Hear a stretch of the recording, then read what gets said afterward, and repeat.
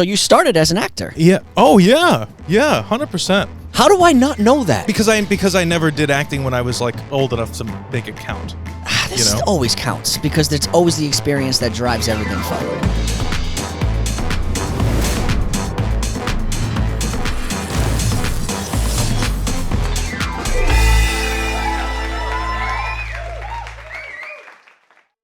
Sweet.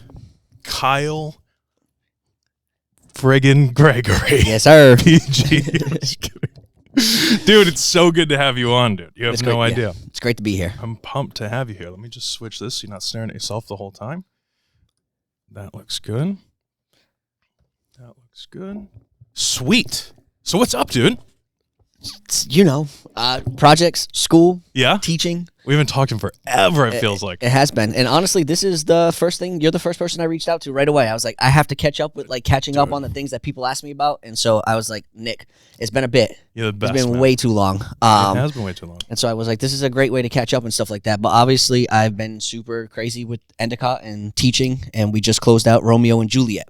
Right. So So real quick, we have very long history, actually, because I met you, knew you from Graffiti. Yes.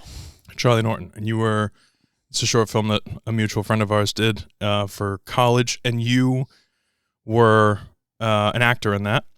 And then I cast you in something in Four of a Kind. Four of a Kind, yes. Yep, which was cool. And then... It's still one of my favorite roles. It was fun. It was fun. And then you wrote... Was it right after that you wrote The Critic, or like somewhere in there?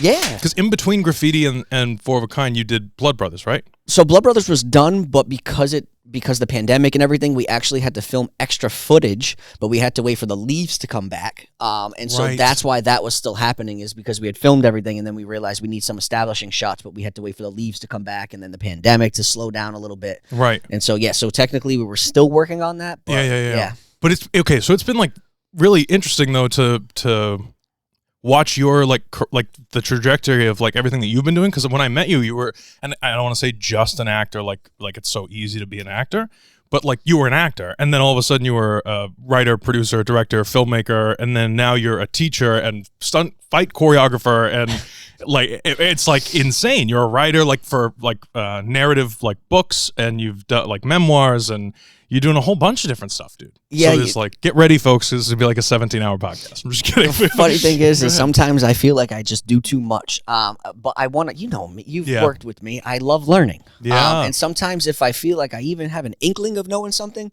I want to know something else. Yeah, 100%. But sometimes that's not good, because all of a sudden I get some momentum with the acting world, and I haven't done really any acting in a bit, because I'm like, okay, I'm just gonna write now. But you've done some like decent, like some big. I mean, I've seen you on cable on like commercials and stuff. Like you've done some. It's not, you know what I mean. It's not all like little like indie films or anything. Like you have a career as an actor, which is cool. Yeah, you know. Yeah, it's been a blessing. But you also realize that as an actor, there's a lot of lull time. And so I found that the more you know, the more you can do, the more work you'll end up getting. Yeah. I never anticipated. Because when I went back to school for writing, I never anticipated directing. That was actually never on the list of I want to direct films. Once I had the idea, I was like, well, I'd like to direct it. And that was Blood Brothers. That was the first time. But up until Blood Brothers, I had never thought about directing my own movies or directing a movie. Directing plays, yes, but I had actually never thought about directing films. Yeah, that's interesting. Mm-hmm. What made you like? What was the switch there? I think the topic. Okay, cool. Blood Brothers was so personal, and I just felt, obviously, I'm in recovery myself, 10 years and stuff like that, and so I think you just crossed 10 years, right? August 5th. Congratulations. Yeah, man. thank you. So sick. Good for you. Thank you. And because of the topic and the Fall River connections and the experience, I was just like, I just feel like I have to do this one. Yeah. I'm like, I wish I had hired someone else to do that one. Yeah, I love it. It came out, but like that was a 33-minute short film for my first film, not knowing anything about producing movies, not knowing anything about camera work or anything like that. Yeah, that was a doozy to throw myself into. Yeah, that's not an easy thing to start off with. You know what I mean? Yeah. I don't know, man. I think that like as creative people, like we, like you said, you like to learn and everything too, but it's just a way of like expressing yourself and like learning more. You learn more about yourself. You learn more about other people. I started off, or when I really started off doing this professionally all the time, Not even like podcasting, just being in a creative space. Like I was insane and very loud and crazy, and I was just on a film that I'm editing currently. It was shot in Rhode Island, but it's a feature, and I was helping out Colin Munson, who was the DP. And at the end of the shoot, he was like, "You were like really good on this one."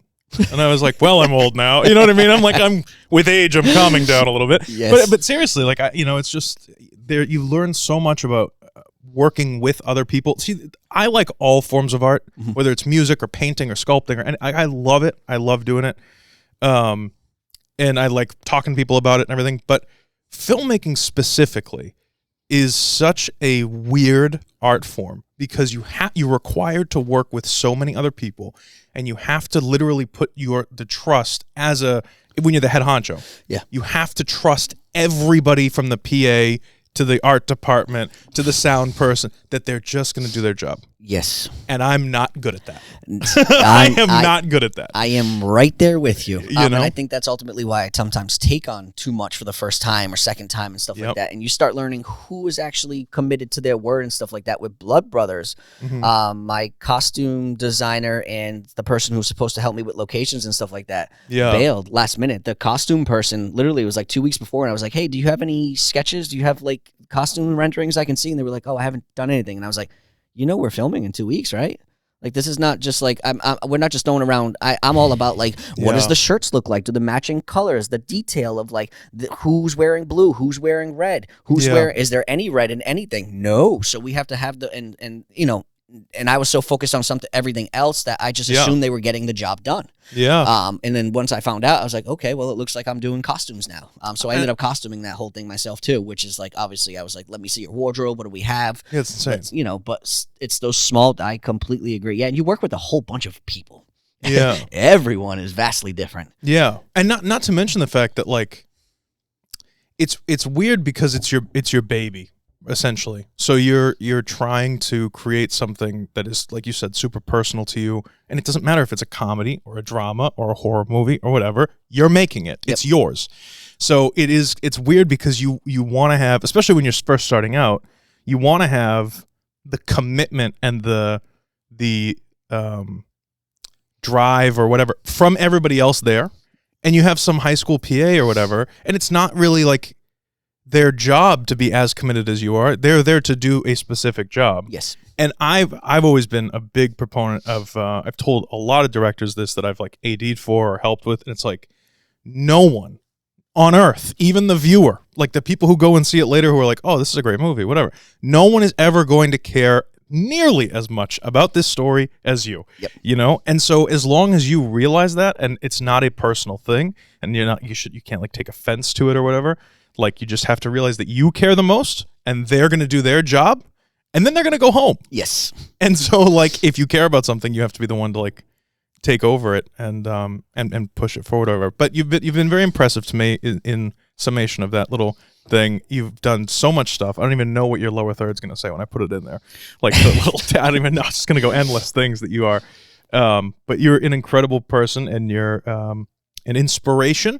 And thanks for coming on. No, it sounded like a little bit like a goodbye. But on top of everything else, you're doing like podcasts and stuff like that as well. Is it a show? Is it a podcast? Is it going to be on cable? What's the... So it's the Slumber Party Cinema Show. Yes, explain, so please. It's a talk show in which we bring on independent filmmakers. Cool. We introduce them. We show their actual short film. We splice it into the show. And then we interview them afterwards about the film, about their creative process, about their experiences, about just a bunch of questions. It's free form. So I'm always like... Hopefully I keep the conversation going, and I have Mike and Jay, who are my co-hosts and stuff like that. It's usually like 15, 20 minutes afterwards, and then we end every episode with like a skit or something that's related to the actual film. So we get a little creative with it, and all obviously while hosting in our pajamas. That's incredible. How did that like come about? So I always wanted to have a talk show. I'm like you. I like talking to Yeah. people. I like I love learning it. from people. But I think it's the teaching that really started sparking, because I was like, this is a very educational thing. This is it's not a critique show. We don't go on there and say this is what I thought in this film right here or anything like that. It's literally just like, let's celebrate who you are as a filmmaker and learn. And every conversation has been some are like more fun, some are more serious, some are more educational, some are more technical about what we're doing on set and stuff like that. Yeah. It's odd. We filmed 8 now, not 9, and they've all been just vastly different. But because of teaching, like I wanted to do some kind of talk show. Yeah. And I just didn't know what. I was like, what is, you can't really change the game too much when it comes to talk shows. And me, Mike, and Jay one night, we're at Castle Rock in Marblehead. It's like one of my favorite places. It's just got this beautiful view of the ocean. And I remember just looking out, and it was just like, guys, what about if it was in our pajamas?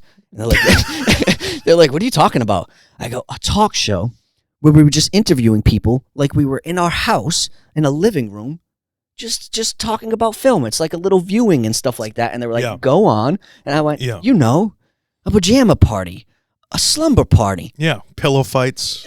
Pillow. I wish we should bring in a pillow fight. There you go. And then have me on there. And then and so I was literally that same night. I was like, slumber party, cinema. It's a slumber party cinema show. That's sick. And I went home that night. I drafted out like an outline of what I would want, and we kind of keep changing it. It keeps like evolving. I go back and I watch it because we have 6. I think I have 6 full episodes like done. And so when I watch them, I'm like, oh, I'd like to do this for season 2. I'd like to change this a little bit. And we've changed it a little bit for this season. But ultimately, I just like talking to people. It's great, man. I love it. I was thinking back before I started doing this. RJ, who was on the Movie Mob podcast here, which was weekly, and it was industry news, and it's more industry based. And I wanted to do something that was more indie, but at the same time, same as you, I didn't want to do like anything that would be critiquing, because I'm extremely opinionated, and I don't want to, nothing that I've made is 100% perfect. We're constantly learning. And so who am I to sit there and be like, this is bad or this is good or whatever? And so it's very difficult. And so I just started, I was like, okay, Nick Williams Show, because it's me. And it has been so far all of the people that I currently work with, like film, like you and everybody. But I would love to have like some of my old managers from like the car business on. I mean, we could tell stories all day long about some of the crazy stuff. I'm just in the industry now, so this is like what I talk about now. But I love that it's indie film, and that you're highlighting these other like creators and everything. It's awesome. A lot of new. If you ever want to be on, just let me know. I got to make something, but yes. It could be something. It could be something from the past. We just let them know, hey, this is. If you're the artist and you're like, hey, this is not up to date, but I still enjoy where it is. I've grown since, but this is what this is, and we talk about that. We'll talk about that process, and we'll talk. But I think the independent thing for me is that you've learned who I am from now. I genuinely am a genuine person who likes bringing people together. And so I feel like the New England community is so big and it's got pockets. And I'm like, well, okay, how can we make these pockets connect somehow? Because there's so many skilled people throughout here. And there's also a part of me that's like, people's attention span nowadays is like 5 minutes. So is the short film world going to blow up one day? You know what I mean? Like, we don't know. Yeah, no, you're not wrong. You're not wrong. I mean, I think that just to go off on that too, like everybody listens to podcasts while they're driving. This is like the golden age of podcasting and everything. And whether it's a talk show style or I have like wicked ADHD.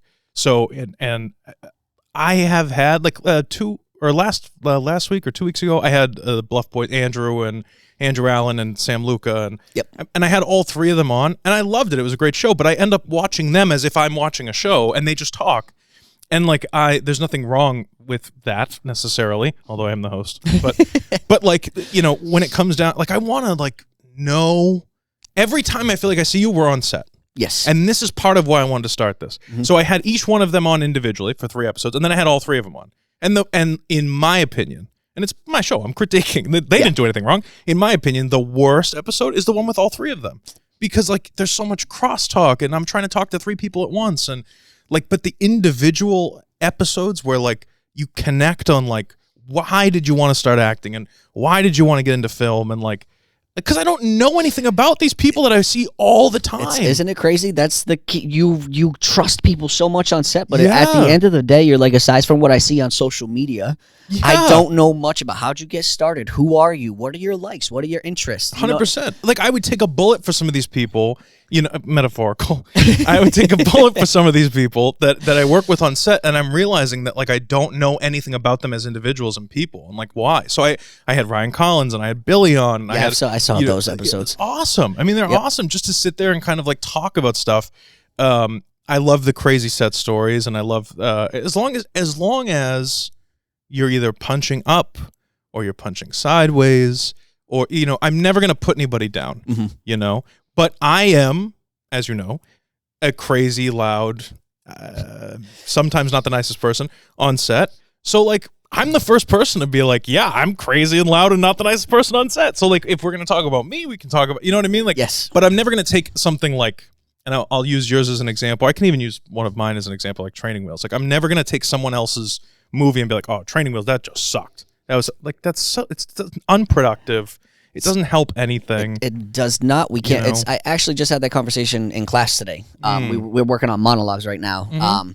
And so everyone. Oh my God, what a pain, monologues. Oh dude, my God. I love monologues when I live theater. No, yeah, 100%. But like the work that goes into them is like, oh God, you know what I mean? Yes. Go, tell me. So and they had Romeo and Juliet. Most of my students were in Romeo and Juliet, so they were exhausted, tired. They weren't really feeling it last week. So actually on Wednesday, I was like, all right, we're just going to talk for 45 minutes about life. And then we ended class early, and I was like, we're going to get back to monologues today. And right away, they went up. They were fast. They were quick. They didn't take their time. They weren't connected to the images. They weren't seeing the things that they need to see. And I'm like, you guys know these monologues by now. And so I had to, we took a break. We talked about it. And then we regrouped, and we did it again. And then afterwards, we had a conversation, and they were still kind of like in their heads. It's like, you know, I'm not in my head too much anymore. I had all those times to, so I say it like it's the easiest thing in the world. How old are you now? 35. Okay. Yeah, that makes sense. Once I hit 30 is when I really started getting out of here and truly into my heart. Because you don't give a shit anymore. No, you don't. Okay, really quick, because I'm sure your students are going to watch this. I'm going to do my best to keep it as... No, you can be rated R. It's fine. Okay. Yeah, this is your show. No, but I get that. But also, like, I don't want it to be something... Like, I tend to bring out a lot of good shit out of people. So I don't want you to say something and be like, oh, this is so good, but I can't send, like, my grandmother to watch it. Like, I want your mom to watch it. I love your mom. I love your mother. Yes, she loves you, too. She's such a sweetheart. She's great. But go ahead. I'm sorry. I didn't mean to interrupt you. I just wanted to say, or ask you, how old are the kids that it's Endicott College? Yes. They're 18 plus. So most of my students right now, though, are 18, 19. Okay. Oh, freshman to sophomore. Yep. Sweet. That's awesome. First, second year, yeah. And they all did theater when they were in high school. Most of them. Yeah. But actually, I have, 8 are actual performers, 2 have performed, and then I think, so 10, and 6 of them are not performers at all. Finance major, a couple business majors, a couple criminal justice majors, and it's funny how they approach acting. So a couple of them are very analytical. Yeah, and it's like, how do I move here? And I'm like, oh, that's analytical. Like, it makes sense that you're a business major, and I love it. They're great. They commit to everything. Yeah, but that's what Is it interesting? Do you find, like, so all of any acting that I did when I was younger, it was all theater, and then everything I've done film wise has been behind the camera. So whether it's editing or shooting or any of that's directing. So when we start talking theater and everything, like, I'm right there. Like, I like it. Do you find that, like, it's, I don't know how to just, because I don't want it to come off in a negative way, but kids are very, in general, I'm sure you were, kids are very scared of, like, either messing up or looking dumb. 100%. And so it's like you said, it took you till you were 30, and then you stopped caring about, like, what other people thought or whatever it was, and you're like, whatever, let's do it. If we're gonna do it, let's do it. And part of that, I think, is maturity. I'm going through that myself right now. I'm 29. I'm almost 30. I feel like I'm 150. It's all right. But I feel like a lot of that comes from, like, just wanting, like, you want to make those connections with people. You do. You know what I mean? And you want to build those relationships with people. The funny thing about theater and acting and everything is, like, the more you let go of you take yourself and put them on the shelf and take the character down and embody the character, the more you do that, the better connections you make. Yes. You know what I'm saying? That's the work. And so right from the very first class, I have Yeah. everyone on my first class. We get up in front of each other one by Take one. your pants off. one by one. I have everyone say who they are, Yeah. 3 facts, and then their final thing is a fear. Yeah, And so right away we're just look, we're all human here. We're all gonna make mistakes. We all have fears. We're all gonna fear certain things. Now we could talk about it and let's just start doing the work. But that goes back to what I was saying with the films when you were asking about like not critiquing and stuff like that. And the thing that I told them today is I was like, look, you're young artists. We're learning. I'm still learning. I'm always going to. Yeah, I'm always going to be learning, right? Yeah. And so for us, it's not like was that monologue perfect. What I'm looking for is, was there one moment where I was like, there it is? Yeah. 2 moments where there it is. agree. And that's what I look for in my first 2 films and in all your films, right? You're always looking for those moments. Okay, now I'll grow from that. Because you're not going to be perfect ever. We're going to continuously keep doing that. In my opinion, like if you're perfect, you're done. Yes. You know what I mean? Like that's it. You're done. You don't do anymore. And I hope I never hit that point. I like when people watch my stuff and they appreciate my stuff and they say it's good or whatever. They, if they like it, that's great. That's very nice. It's very nice. Of course. But I thrive in a creative environment. And I'm very self-deprecating because I feel horrible and I'm a very emotional person. So I'm always like angry and yelling on set and then apologizing to everyone for months and months after and everything. And I think the thing of it is though, is that we're really, for me, any stress or anything like that stems from logistical things. Like we have so much to do. So like if we don't get all of this done, it's all going to be crap. You know what I mean? The logistics is stressful on film sets. Right. And then on top of that, it's like, even if we all do exactly what we're supposed to do, it may not be that good. So like I'm trying to make it as good as, you know what I'm saying? Yes. So that's like where that comes from. And I think that there's a fear of failure, whether you're an actor or you're behind the camera or whatever, or if you're just pulling sandbags off stage, you know what I mean? Like, there 100% is that fear of and I connect with it and I understand it because I was also once there. Yeah. But I guess I just do stuff for the process now. Obviously, I want to make good stuff. It's not just the process, like whipping together things and whatnot. But it's just people are gonna hate my stuff and people are gonna love my stuff. I don't care. Right. Well, that's exactly what I'm trying to say. Like when you get to the point of like you don't. It's not that you don't care because you want people to like it. We had this you know what I conversation mean? too. Yeah. Right. But at the same time, when you get to a point of truly doing anything creative for you, and not for everybody else, there really is an ass for every seat. So like the second you are in that zone where you don't even remember what your own real name is because you're acting as this character or whatever, and you're just, it's so dumb, but I was 10 years old, right? I was playing Harold Hill in Music Man Jr., whatever, and we did it, I think we did 3 or 4 performances, and on like night number 3, have you seen the Music Man? I haven't, no. Okay. I know some of the songs just from... Yeah, of course, right? But like there's a scene where the main character is like a con artist, like fast-talking, surprising, I know. But like it was like a fast-talking, like, swindler kind of guy. And he's running away. He's like stole a bunch of money and he's running away and he comes to this like little Iowa town and he falls in love with a girl and blah, blah, blah, blah, and all this stuff, right? It's kind of deep if you think about it for like 10-year-olds to be doing, but whatever. It definitely is. So it was like performance number 3 at some point, and the main female actress, her name was Kelsey. You're amazing, Kelsey. She's a ballet dancer. She was like a pro ballet dancer at like 12. I swear. Oh, dude, crazy. Ballet dancer. And I come around this corner and they had these set pieces that were coming in. She was standing in her front yard or whatever, and they had these fences, like white picket fences or whatever, and they're fake. They're just slid in on stage by the stage crew. And I tripped over one of them or whatever, and she like noticed it and turned around, and it was like night number, totally unscripted moment. I'm a 10-year-old kid. I go, I'll get you a new fence. Don't worry about it. I just continued on with it. It was so cool. And there were like 3,000 parents in the audience that were just dying laughing. I would probably have died laughing too. It was so great. And because I've always been a 50-year-old guy in a 10-year-old's body, whatever, and then growing up. But it was like one of those moments where I realized that making people laugh, and if you mess up, you can recover, and like it's okay yes to mess up. But like for me, again, the frustration, everything comes from like if the stage crew didn't even push the fence thing there, now it doesn't look like what it's supposed to look like. You know what I mean? It's like if you mess up, it's not gonna make me go crazy.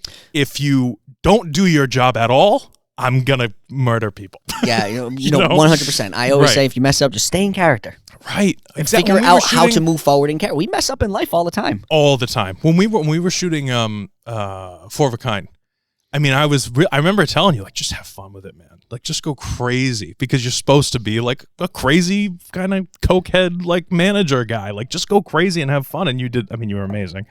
And Brian was great too. Brian McDonald. He's awesome. I still think that one's funny because I ended up working on Beach House with Brian soon after. That's right. And I just assumed, I don't know if you knew that, but when I met him on Beach House again, I was like, wait, you're not a timid, shy, introverted, like very... I would love... Brian, I want you on the show at some point. Brian McDonald is the most, like, underrated. Like, he is so, like, you think that he's going to be one way. He's so the opposite way. He's so talented, too. He's so good. He cares a lot. I'm trying to get him on the Slumber Party Cinema show as well. He's so good. But when I met him again, I was like, that's not who you are. And he looked at me and he was like, wait, you're not a douchebag who carries footballs around? I was 100%. like, no, not at all.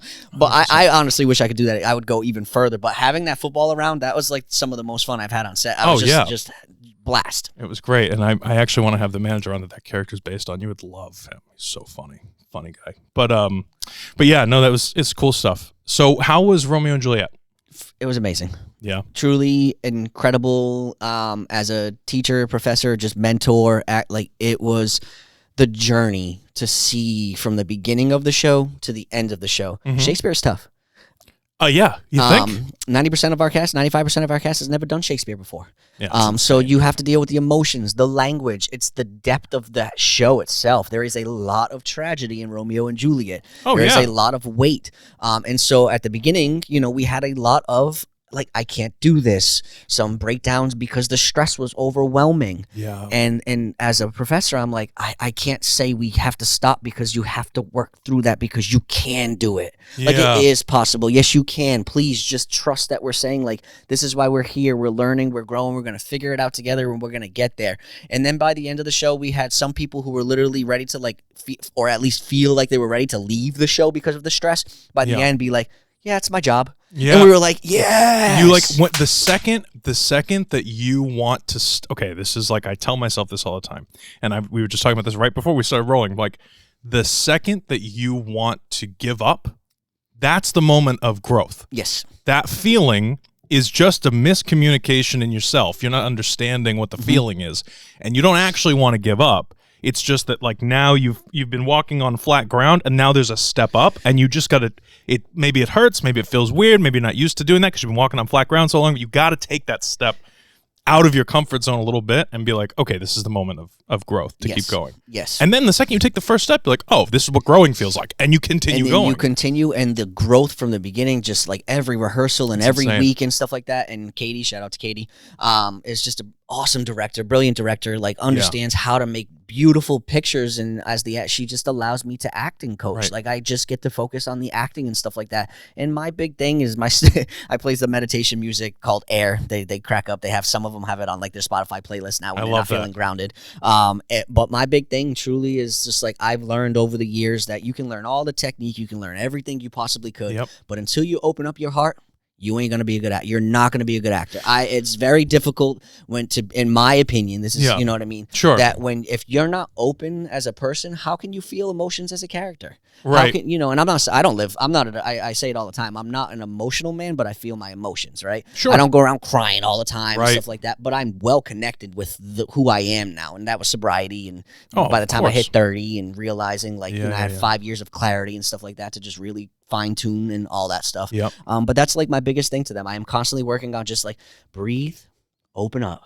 Breathe, open up. Right. Yeah. It's one of those things where like as long as you realize that like the more you just go for it, the better it will be. Mm-hmm. Like you have to completely surrender yourself to like everything that you're doing, and people will be like, because the applause and the appreciation for beautiful work, especially again, whether it's a painting, whether it's acting, it doesn't matter what it is.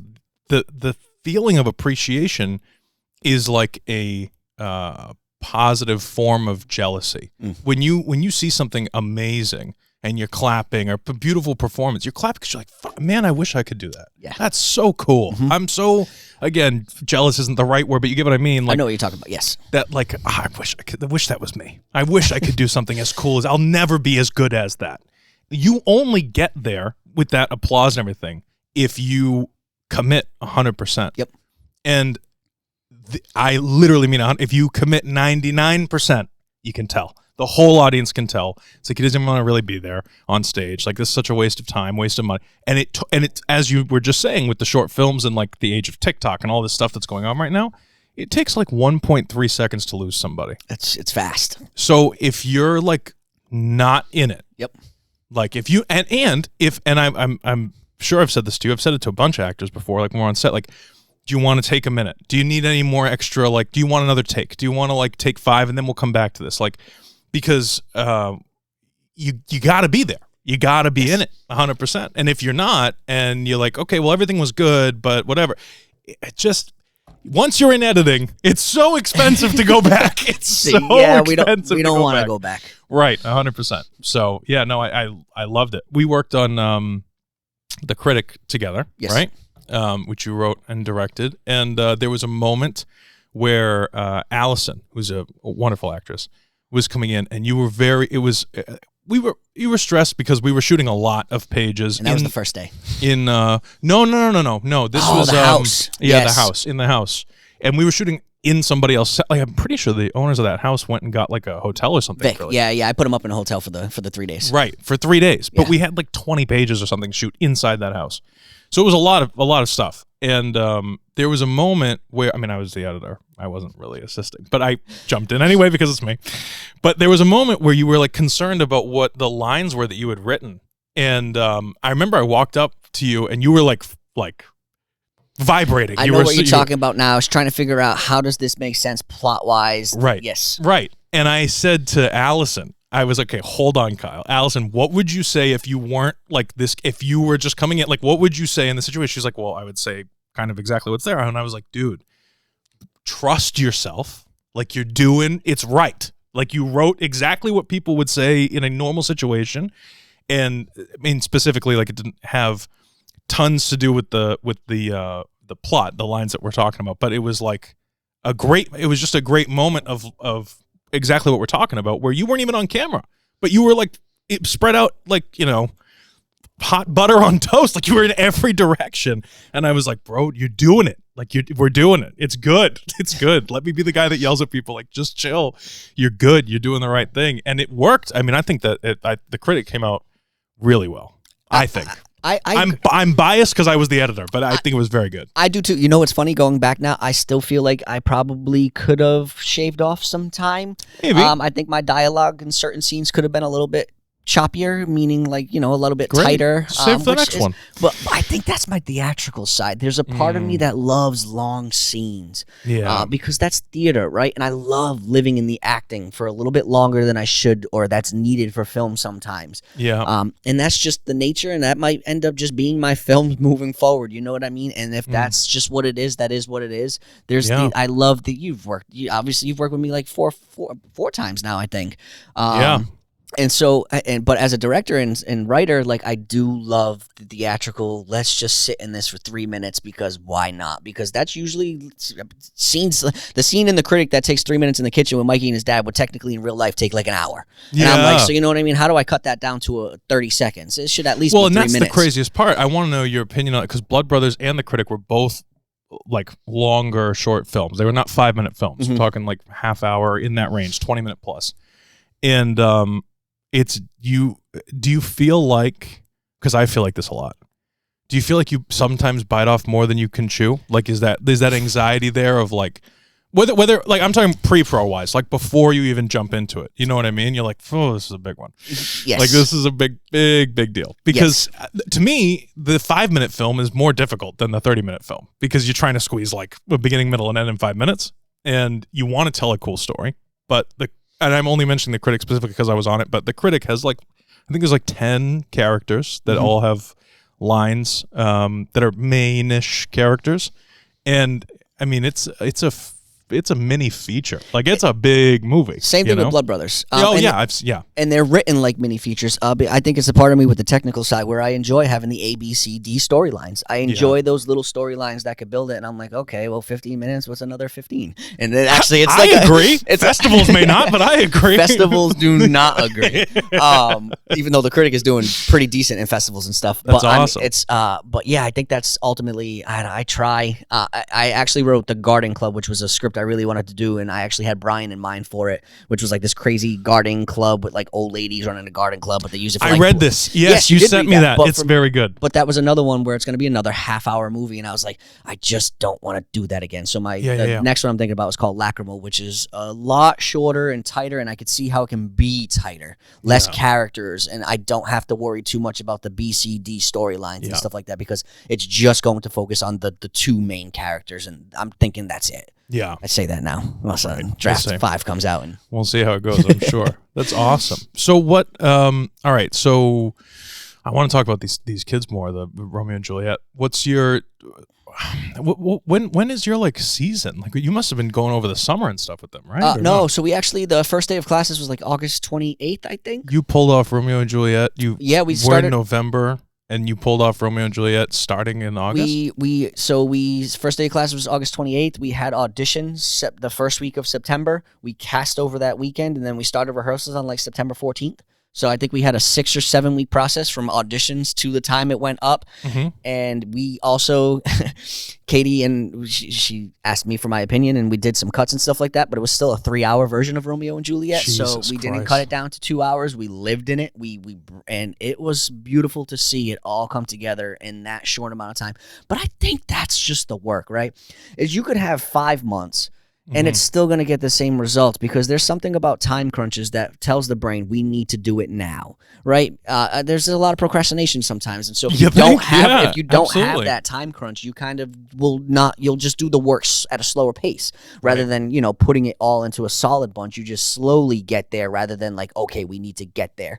I want to get into that in a second because it has to do with writing and like there's crunch time on set, and like when you're writing by yourself. That's where the procrastination can really happen. Yes. But first, I was going to ask you.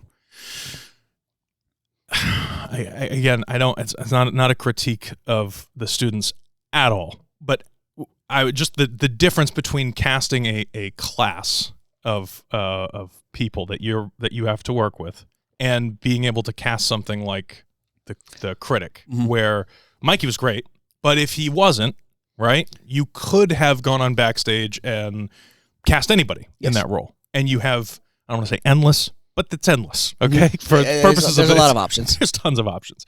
So is it, from a teaching perspective, and like do you pick the play based on what you think they'll be able to accomplish? Like do you know what I mean? Like what is the process of being like I have 20, how many kids are in your class? So there's 16 in my class, but I think in the program, so Endicott's different because Endicott they just became a major last year. And so it's not all majors who audition for the shows. So we have nursing majors, education majors in the show. Oh, interesting. I didn't know we had 42 students audition for Romeo and Juliet. And you're required, though, to keep your 16 in there, right? We try our best to make sure you're not going to tell somebody who's an acting. No, if you're a major, you know what I mean? It's kind of like this is where you're here for. So yes, right. But yeah, for the most part, that's like the building the play and choosing the play. We have like we get like options from like the higher ups and stuff like that. Okay. And so then we're like, this is what we would like. And then they see if there's a consensus or if there's like an across the board kind of answer. But if not, it's also what have we done? What do we think will be good for the students to do? What do we need to work on? We just did 3 shows like this. What about this show? And because there are a lot of students, they tend to pick shows with a big cast just because it does help. If they ended up doing multiple... Well, it gives a lot of opportunity to a lot of people. Yes. And we also cast understudies as well. So like that's also a beautiful way for people to stay involved who don't have as much experience and stuff like that. It's a whole process when it comes to casting shows from the school. And I don't know if I'm supposed to talk too much about how that works. No. Yeah. But it also is like, did they play a role similar already? Do we need to feel like they need to stretch their range? Do we try? Right. And so there's like those conversations that go into effect, and then sometimes it's like they fit here, and now that they fit here, this person might not fit here because they're too. Yeah, I mean that's more of what I meant, like more in the class side, not the higher up stuff. And Endicott's starting to get like it's a really talented bunch of like young artists and stuff like that. So it was a very difficult process to cast this one. Yeah, I found that like and I've said this to other people as well. When I lived in LA, it was whether you were a theater kid or not, it was very the same kind of mindset of like High School Musical, where like if you my schedule at the high school in LA before I moved here was men's chorus in the morning, and then regular school, and then like 6 a.m. men's chorus, and then regular school all day, and then football after school, and then they had auditions for the play. And if you missed any of them, you were the loser. You were the outcast. And here, I feel on the East Coast, at least on a high school level, and it's changing a little bit, but on a high school level, the idea of extracurricular revolves around sports. And if you're not in lacrosse, hockey, football, soccer, whatever it is, then you're like, eh. And if you do any theater stuff, you're looked at like you know what I mean? Less than. Yes. Which now that's shifting a little bit. But it's really cool to see someone who's taking theater to a level of like growth. It's not like we have 16, so and then we get audition. We only have like 3 people that want to audition for this thing. It's cool to see that that's kind of on the rise a little bit, because being creative is super important. It's for your mental health. I'm saying just doing anything creative, any art form. It helps, I think, in every aspect of life. And so for half of my class who were non-majors and stuff like that, I'm like, this is going to help you in business. This is going to help you see creative solutions if you have to work in business meetings, ideas to build businesses forward.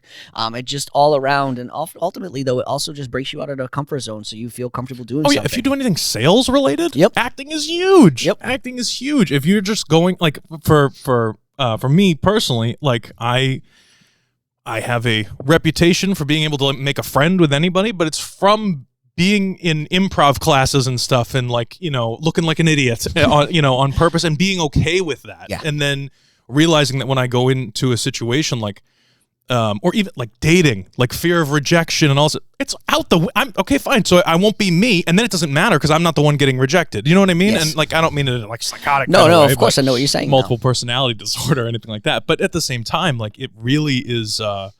Everyone in the, that's like number one thing I would recommend. If you have no friends, if you feel like a loser, if you're go take an improv class. Yeah. Because everybody's a loser for the first day. You know what I mean? Everybody's it looks like an idiot the first day.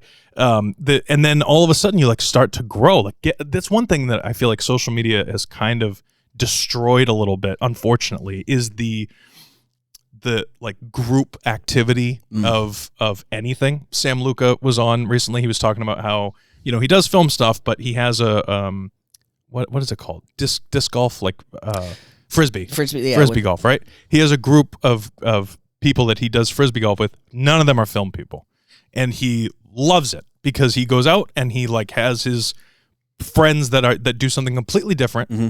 That they talk about all different types of things, and then he has his friends that are film people, and it's just really cool because like there's not a lot of that anymore. There's like a lot of like I'll text you, or remember before texting? Yes. Like you had to talk on. There are people today that don't know how to talk on the phone, Kyle. It's disgusting. It's crazy. It's funny. I don't know what's happened, but we just mentioned dating and stuff like that. And sure.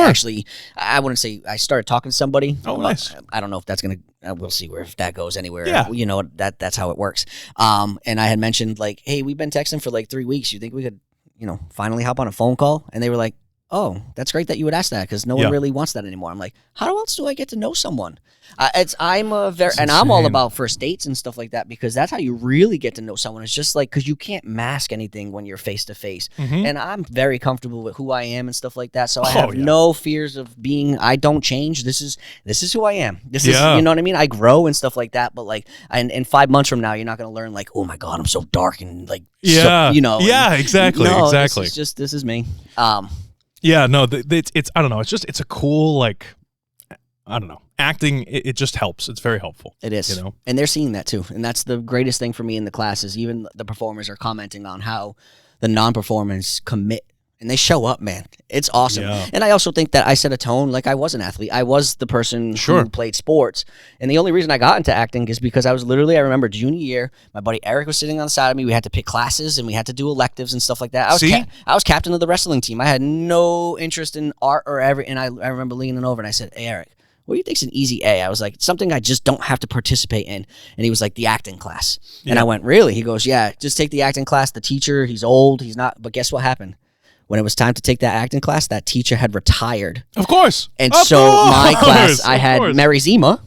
Oh, I love her. She's and so awesome. Mary, that was my first ever acting teacher. And guess what? Oh, You had to participate in Mary's classes, right? Yeah. And so I started being like, oh, this is actually kind of fun. And I was always a storyteller, even when I used to get into a lot of trouble and stuff like that. I was always like the goofy friend amongst the troublemakers. BS artist kind of guy. I was the guy who allowed my troubled friends and who got into trouble like to have fun. I just couldn't help it. That's who I. And so I started taking to it and stuff like that. And then obviously here I am now. But I always imagine like what would have happened if I had never asked Eric on the side of a lunch class, hey, what's an easy A? So weird. Yeah, Mary Zima, we did that music video for her. She's amazing. Yes. She's very fiery, isn't she? Yes. She's very like... Yes, ready to go. Doesn't waste time. Just like ready to roll. We got along great. Ready to rock and roll. Mary and I got along great. It was awesome. Yes. She was very, very good. Very funny. Yeah, she's a great lady. That's cool. I didn't know that she was your first like acting yes. teacher. Yep. Yeah, I don't know, man. So where do you go from here? So you just finished Romeo and Juliet. You haven't done a lot of film stuff. You're doing the talk show, which is great. When does that come out, by the way? So I'm gonna Can we push that? Everybody go watch the show. Yeah. So I'm hoping January. So I'm doing everything myself. So I'm doing it with Salem Access TV, and they're teaching me everything. So I'm learning how to edit myself. I'm learning. Yeah. So I'm gonna be out of a job. I can't. Just films. It's funny though because my pilot, I ended up editing the first 3 minutes just to give it a go, and I was like, oh, this is actually not too shabby. Yeah. But there's a lot of intricate details. There's a whole program's worth of stuff to learn. But sure. I'm understanding it a lot more now because of this. And so I'm doing color myself, which is like that's too much for my brain. It's a lot. It's a lot. I'm gonna leave that to the professionals. And so because I'm doing sound mixing myself, and oh my god, so they're teaching me and showing me, and then they rely that I'll learn it and apply it. And so it's basic because we're in a studio and stuff. Yeah. But I'm hoping that I'll have all 11 episodes edited, done by January, so I could slowly start releasing them either weekly or bi-weekly while I start filming season 2. That's awesome. Yeah, so that's what the goal is, and it's a little longer than I want, but I'm learning things as I keep going, so I don't mind that it's taking a little bit longer. Yeah. And I'm hoping that it just keeps getting faster, and it is. What used to take me 2 or 3 sessions to edit a show, it's now taking me 1 session to edit the episode together. Yeah. And then I just want to write my memoir. I'm on page like 35 right now. Yeah. That's just, unfortunately, my writing is taking backseat to everything else that just keeps coming in. So I kind of, I do have my film that I want to do this summer. I think Mary wants to do another music video. My buddy David is hiring us to write and direct a little horror film that he wants to do. He's not a film guy at all. I love that. He wants his son to be in a project, and he knows that I'm a movie guy, and he's like, hey, I think my son would be great in this. And he had like this cool like idea, and I was like, that's actually pretty good, man. Yeah. And so I'm going to write the script for him, and then we're going to shoot that, and so that won't be till the spring and stuff like that. But then I'm coming back to Endicott to teach 3 classes next semester. Oh my and god! My buddy Nick asked me to assist and direct the Massachusetts Drama Guild show for Saugus High School, which also starts in January. That's awesome. And so I'll be doing So it's I definitely have a lot of stuff to keep me busy. It's funny that the theater world is starting to just when I think I'm out, they pull me right back in. It's good. I love it, and I love it. I love theater. It's my roots. I think I'll always find it more home. Do you film any of the shows? Like, did you film any of the Romeo and Juliet or anything? I mean, a handy cam at the back of the room. Like, have you filmed I think there was a couple cameras for Romeo. I don't know if there's a link that they have it like saved and stuff like that. But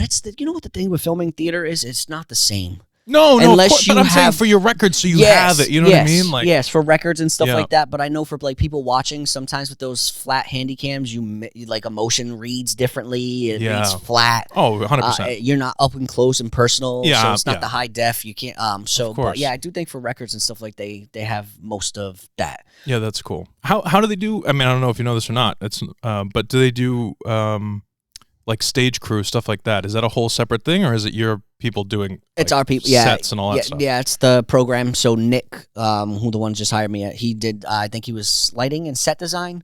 Cool. And then students help. There's like workshop classes and stuff like that. But since the program's so new, there's not as many, and we're hoping that it just keeps building and building, over the next, because that's, when you just establish yourself as a program, it's going to take a little bit for the footing to keep that growth going. Yeah. I miss my theater days, man. I don't know. I didn't know that's how you started.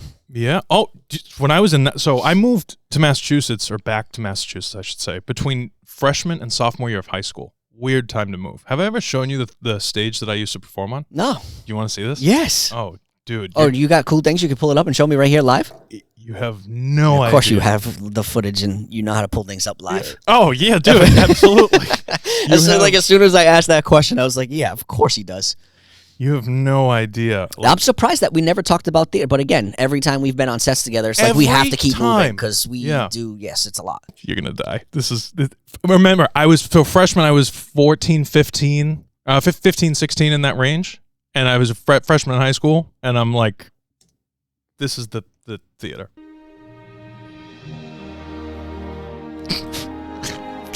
Those are high school kids. Those are high school kids.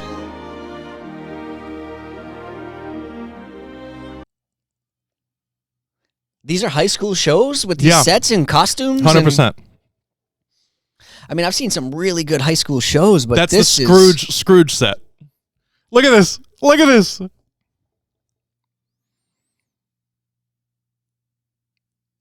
Les Mis, I'm pretty sure. That was the first show I was ever in. Really? Yeah. That's cool. It's insane. I mean, the Dracula set. How sick is that? This is shit. It's crazy, dude. My gosh. It's crazy. Oh, and they did Romeo and Juliet on that since their Shakespeare set. So they have that. They pull it up to all the Shakespeare plays on that. That's wild. Have you ever seen anything like this? No, this is crazy. Yeah. So Justin Ike he's the director of the theater program over there, and he runs multiple classes. One of the classes that he runs is a stage crew class. There are 4 levels of stage crew at this school that you can do. And they do set design, and they do lighting, and they do all these different things. This guy, I don't even know what his background is. I mean, he'll be sitting there in class doing like close-up magic and stuff. I mean, the guy's nuts. He has so much. But that's the Shapoopy from. Do they have any footage of you here though? Maybe, I think there's some on Facebook. I was in a show called Crazy for You. So you started as an actor? Yeah. Oh yeah. Yeah. 100%. How do I not know that? Because I never did acting when I was like old enough to make it count. This always counts because it's always the experience that drives everything forward. Well, so what happened was, we lived in LA, and oh my God, it's like I don't even like talk about it ever. That's why nobody. So like we lived in LA. I was like probably like 7 or 8 years old, and my mom had a friend at work who had another friend who was an agent, and her name was Eileen, and she was super sweet, very nice old lady.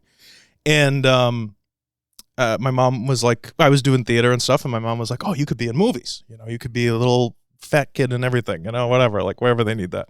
And I got cast as an extra in a college film for I think it was AFI was the college that was doing it. And actually, Jason Segel was the main character in that. That's how long ago it was. He was like a nobody, and he was the main character in this movie. And it took place at a school or whatever. And I'm telling you, I was like 6 or 7 or 8 in that range, like second grade. And I literally got on set and saw the camera on a dolly on the track and saw all the people and the lights and the guy with the camera and the director and all this stuff. And I mean, everybody's different. For me, I was like, that's where I want to be. Like, that's what I want to do. And it was the coolest, like, thing I'd ever done in my entire life. And then when we moved here, I gave up on all of it because I figured I'm not in LA anymore. It's not possible. And one of the things that I preach like so hardcore that gets really annoying if you hang out with me a lot, because I talk about it all the time, is the fact that like everything gets made out here. Like if you're trying to get into film and you live on the East Coast, like do not give up because there's so much work. It's a lot. Everything gets made out here. Everything gets made out here. You do not, and with Zoom, the benefit to like COVID and all that stuff, I mean, not a lot of benefits, but one of the benefits, silver linings kind of deal, right? Yes. One of the benefits was that it opened up the door for work from home, Zoom calls, things like this. You could be a producer in LA and hire people on the East Coast to like make your movie, Like everything's done online, everything's done on Zoom, all of that pre-pro kind of setup, contracts and all that stuff. So like there's really no excuse. And yeah, I don't know. There's a lot of people out there who I think would be really good actors or really talented in some respect with regard to film or acting on stage. And they just don't They just don't do it because they don't even know that it's like a thing, and it just blows my mind. I'm like, dude, like just do something. You know what I mean? There's a lot to do if you just 100%. search the ways. Oh yeah, and it doesn't take long to find them either. No, especially even with the colleges and stuff like that. Yep. If you're just trying to get the footing in Emerson and BU and all those student films, I mean, they're doing a lot of student films, so that's how I got started. Mm-hmm. You know, I didn't start doing film work until 2019. Oh, no way. Yeah, I was a great year to start, I'm sure, because in 2020. Dude, 2019 was awesome. I was like, oh, here we go. I was in like 7 or 8 films. That's crazy. I was like, things are moving along, and it started as student films, and then it started like, that's when I started booking the commercials, and I was like, here we go. And then the pandemic happened, and it's been like I mean, I've also been like now navigating ways outside of acting and stuff like that. And I just want to get to a point in time. I mean, obviously my ultimate goal is to like produce and do some big projects and stuff like that, but I just love writing more than anything. But you can't make money as a writer until you make money as a writer, and so I have to do all of these other things creatively to show who I am as an artist to eventually get to a point so I can just make money as a writer. I love writing more than anything, so but for actors there's so much going on. I think one of the things that's so interesting, it's such a good conversation. We've been going 56 minutes, you know that? Wow. I know, it's too. good. It's good, dude. Like never a dull I love it. This is why it's good to like catch up, and this is why I start immediately. It makes sense. I think that it's so cool in this industry in general that like you want to be a writer, right? And you're like, you can't make money as a writer till you're a writer, so you have to do other things first. But those other things don't have to be work, and there's nothing wrong with people that do this. I'm just saying. You don't have to be working at Dunkin' Donuts in order. Yes. You don't have to flip burgers at McDonald's. You don't have to be this starving artist kind of. You do anything. Yes. Do anything. And then when you're like on set and you're meeting people that are eventually going to become the only people you ever talk to, like it's true, because it does take up a lot of time. Pass somebody a script, write something, and stamp it dog shit and pass it to somebody and be like, just read it and tell me everything that's wrong with it, you know? And like, when you allow someone to like go through, and then don't just take their word for it. But one thing that I think is super, ADHD, I'm sorry. No, you're good. But like, one thing that I think is super cool is showing your work, whether it's completed or not, show it to people that you either don't talk to that much or but you can kind of rely on, but that you don't talk to that often. I'm not big on showing people that I really like, I don't know, people that I'm really close with. I'm not big on showing them my work and being like, what do you think? Like if they want to watch it, obviously they can watch it. Yeah. But like how many times can you hear like, oh, it's great, good job. Like okay. I want that like person who I don't talk to that much, who we probably got into a fight and don't talk that much anymore. I want that person to rip it apart, because if that person says it's good, now I know it's good. Yeah, you know what I mean? Something's working in it. I trust now that people I have read scripts will give me honest feedback. Of course, they know how to. My buddy Mike Blunt has literally read like almost every draft of everything I've ever read. Right. I mean, written, and I stay active. As I was just talking to somebody about this the other day, and I think like I have like 18 scripts written right now. Like for someone who just started writing in 2017, 2018 for grad school, and then after, between my full length plays, I have like 4 or 5 features written. Yeah, it's insane. I just love it. And if I'm not, like right now I'm in a little bit of a lull. I start, my buddy's like he's filming a podcast show. It's like a whole series of a wrestling world and stuff like that. So we start rehearsing that next week, but it's not as extensive as I'm used to. And so during these lulls, that's when I get back to doing my writing. So I find that, but it's the people like Mike Blunt in the world who will give you that honest feedback to just, and since I started acting, which is like when you get feedback as an actor, that's like live, like this is what you're giving feedback to. Yeah. I am not afraid to send out scripts. Yeah. You could say whatever you want. Absolutely. There's something because I used to get feedback live and in person as an actor, getting feedback through a computer screen doesn't, even if in a live room, there's something, because it's just my writing. It's not even me personally as my instrument. It's weird. Yeah. But I'm not so if anyone ever wants to, I'm usually like, okay, I just have to trust that they're good people and won't like steal the idea, because I'm so like that. I don't know if that's a bad quality in me, but I always think whatever. Yeah. As long as you, well, I think so. Again, I think it stems from the same as I was saying, how it's jealousy that like is where applause stems from. Harsh critiques that aren't constructive, that are just like, this is bad or this sucks or whatever. And I'm sure you don't have a lot of people that say that stuff, but I'm saying there's always, like the keyboard heroes on YouTube commenters, always. Right? So like that type of thing, that stems also from the same place that applause stems from. They just go a different direction with it. Yes. So it's like that jealousy. Like, what are you doing? Right? Every single negative comment, we don't get that many. Comment below, be negative, I don't care. But I love it because it just means that you're commenting on my video. So thank you. But like, if there are negative comments, it usually, if you go to their profile, there's no video, there's no profile picture, they have no videos posted, they have nothing. And it's like, that's your whole life. And it's got to be so sad that's what you do. You look for things to shit on. And it's like, bro, why don't you do something of your own? And that's an insecurity within certain people. Because I just saw it on, like, that sometimes I love Facebook and whatnot because you do see posts that remind you of, like, it's so true, though. Like, usually if someone's done more than you, they're never saying what shit, you're doing shit or that it's always the people who are not doing anything because they just are not doing anything. So it makes themselves feel better or whatever it is. Yeah. But, like, I'm never going to talk shit about someone who just wrote their first script and it's not as good as it should be. Keep writing. So I think there's a big misconception, especially with people like myself, because I get a lot of scripts that people want me to read because they know that I'm honest. And I've started asking people point blank. I'll be like, before I watch/read this, what are you looking to get out of me? Because if you want me to pat you on the back and say good job, I'll do that. But if you want an honest critique, I'm also not big on saying this is bad. I'll say this doesn't work. So basically the way that I do is I'll say, like, okay, if I have questions, it means you didn't answer the question. So, like, I love questions. Yeah, questions, and I feel like that's it's not a softer approach because people still are like, I mean, you're literally ripping into like their core of who they are when they write something. I mean, whether it's writing or acting or whatever, like it is. They say, like, they tell public speaking and stuff, and I'm sure with acting, you got told this when you first started, like, imagine the whole room in your underwear.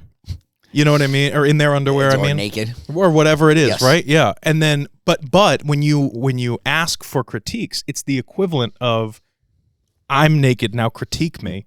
Yeah. And it's like, it can be very disheartening, And like that, just to give some people like a mental image, it's like literally going up on stage in front of the world and being like, hold on, you disrobe and you go, okay, judge me, go ahead, what do you think? Yeah.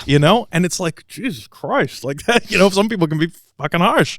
And I think that's but the thing is like, if you hear, Seth Chitwood was on, and he was on Graffiti. Yes, saw that one too. He was big on, hear the note within the note. I want to get that tattooed on my ass. I love that quote. It was so good. Hear the note within the note. So it's like, but I've started my like critiques in general with questions, because it like if someone's doing a proof of concept that they did for $2,000 or something, right? It's not going to be the same as if they spent $200,000 on it. So you can't like judge that 100%. As quality, right? But if you're looking at something from the performance basis or the writing or whatever it is, if you have questions or about characters, if you have questions about like the plot or whatever, it means that those questions didn't get answered. And I feel like it's a much like easier way to like get through to somebody and be like, well, why did this person do that? And they go, oh, well, because of this. You go, okay, but why is it not in there? Yes. Like, why does that not make sense to me? Yep. Yeah, I love that. I don't know. I think that's really cool. Yeah, questions are the way. That's, as an actor, questions are always. I tried to post to my audience today, and for one of my students today, he's doing the Patrick Bateman monologue from that's sick. American Psycho. Yeah, and so did you let them choose their own monologues? I do. Okay, and I think I could choose that for them, but I like them choosing because they know who they are better than I am, especially for people who are not performers. Like I can't give them Glass Menagerie or anything like that if they're not within that world to understand. Like not yet. It's so early on. Do you feel like? And again, I'm not shit talking anybody, but I'm saying from that. In every class, doesn't matter if it's math or acting or science, like there's always like that kind of person, and no names, but I'm saying like there's always that kind of person or maybe a couple of people who you feel as a teacher are not as committed, you know what I mean, or whatever. Like they try and scapegoat they choose the shortest monologue possible so they can get in and out, that kind of deal. So like that's why I'm more inquisitive about you letting them choose their own, like what do you do as a teacher to like challenge your students and get them to commit to the challenge. Does that make sense? Yes. So if a couple of them did have too short monologues, were too short, and I said it needs to be longer. Oh, and cool. So Okay. they had to go back and add some things or choose a completely different piece. But for those who I know more, if usually they're pretty good with knowing me now. And so I definitely, right from the very beginning, like I said, I am who I am. I can't help it. Some people probably sick of hearing me talk now. But just do the work. Like, you're only gypping yourself. You are only, you know what I mean? You are only hurting yourself if you're not committed. I'm going to meet you exactly where you are. The more committed you are, the more committed I will be. And I will always be a little bit more committed than my students because I'm trying to let them know that they can get here. We can work, you know what I mean? Right. So I don't come from a perspective, I'm only meeting you where you are. I'm going to meet you where you are, but then I'm going to go a little bit further because then inch by inch we'll slowly get you further and further along. Right. And I have them choose their own pieces. And honestly, surprisingly, they all chose pieces that have stretched them and pushed them and made them grow. And I can't wait to we start doing scenes next week. So, yeah, it's so refreshing to see. But it goes back to the questions. And so he's doing the Patrick Bateman monologue. Oh, okay. And he gets up from his chair and he walks up to the center of stage, and this is the business major who's very analyst when he perfect for that. Oh yes, yeah, I bet. But he's just a really funny dude, like all around, just like he cracks me up all the time. And he stands in the mirror and he's keep delivering his lines. And the first thing I asked him, I went, all right, we're gonna do it again. We're gonna have to breathe in, settle in, understand who Patrick Bateman is. But I have one big question to ask you because a lot of your monologue is in the mirror. When Patrick Bateman sees his reflection, what is that like? Yeah. And he instantly was like, well, he loves himself. I go, how much does he love himself? Right. And so you start asking, and by posing questions, and it's the same thing for a script. You start asking questions, and all of a sudden your script starts popping because you answer those questions, and they go into the next draft. 100%. I think, okay, so I have a question. I don't want to pick on this kid but it just, like, I have a question. It just came up in my head. From a teaching perspective, how do you deal with, because you don't want, right? I'm assuming you don't want, correct me if I'm wrong, I wouldn't want a Christian Bale impression. Yes. Right? So how do you take, but as if you're an acting student or whatever, who's like very young and green, and there's nothing wrong with that. I mean, it's a beautiful place to be because literally the world is your oyster. You can learn everything. And I hate bad habits. You know, yes. I love casting actors that have like no experience because they bring so many fresh takes. This is why I work with young people that are filming, like, but from the camera perspective, because they bring like, what if we put the camera like on the roof, hung it upside down? I'm like, let's do it. let's fucking do it. You know, I love that. Sometimes it can be extra stress, but it's true. Yes, I love it. They don't care. Yes. You know, at the same time, a lot of people get into acting because they see something that is impressive to them, and they're like, either I can do that or I want to be like that. I want to do that. And imitation is the most sincere form of flattery, as they say. That's what they say. But at the same time, if every time Jason Bateman came up, it was like a Christian Bale impression, then it's all just the same thing. Yes. So how do you find, what is the easiest way for you, or what do you do to bring out the new nuance? Like the new stuff that they can bring to the character that's not just, I'm going to memorize what Christian Bale says. Yeah, so a few of them actually are doing movie monologues. One of them is also doing Robin Williams' monologue from Good Will Hunting when he's on the bench. Wow.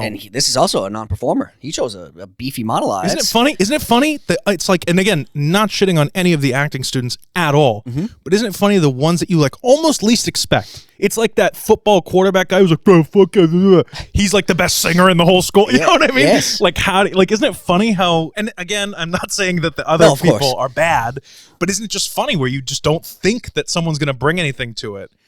That's not even the right way to say it. You think that it's not expected. Yes. And then they just show up and you're like, God damn, it's bro. Like, that's what you want to work on. I love it. It's sick. It's sick. That's a great scene. That's great. Yeah, and he's doing a great job. They're both. So once I knew it was for movies, that was my first thing. I went, I just need you to know, I do not want you to be Robin Williams. Right. I do not want you to be, you are not Christian Bale. You are not Robin Williams. You are you. Yeah. This is who you are. And so right away, if they start imitating, we start it over. You know what I mean? I love that. And I'm like, hey, you're trying to be Robin Williams, right? You can't. You will never be Robin Williams, and that's okay, right? Because Robin Williams is Robin Williams.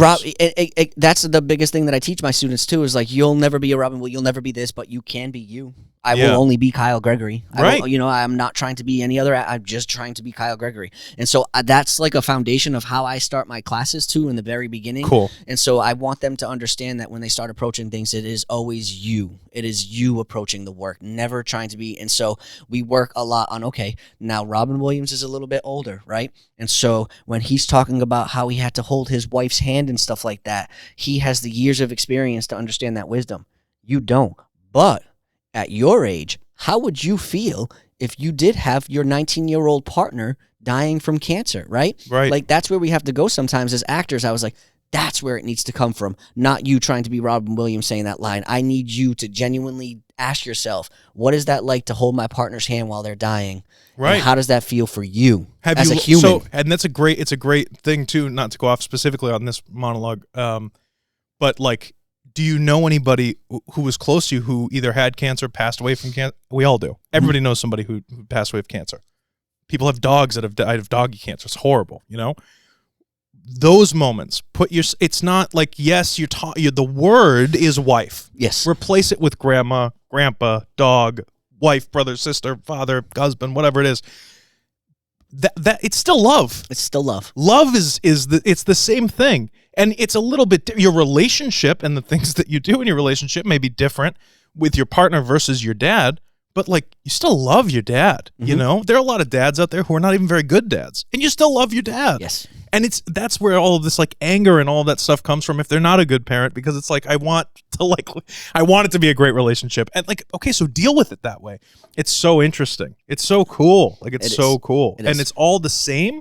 It's all the same emotion. It's just the way that you approach it and identify it. And I think that's why they always say you get better at this craft the longer you go. It's not because you're studying it more, but because life. It's as long as you absorb everything around you and you allow life to hit you and feel what life gives at you, it's just naturally going to help you. Of course it is. Yeah. How will it not?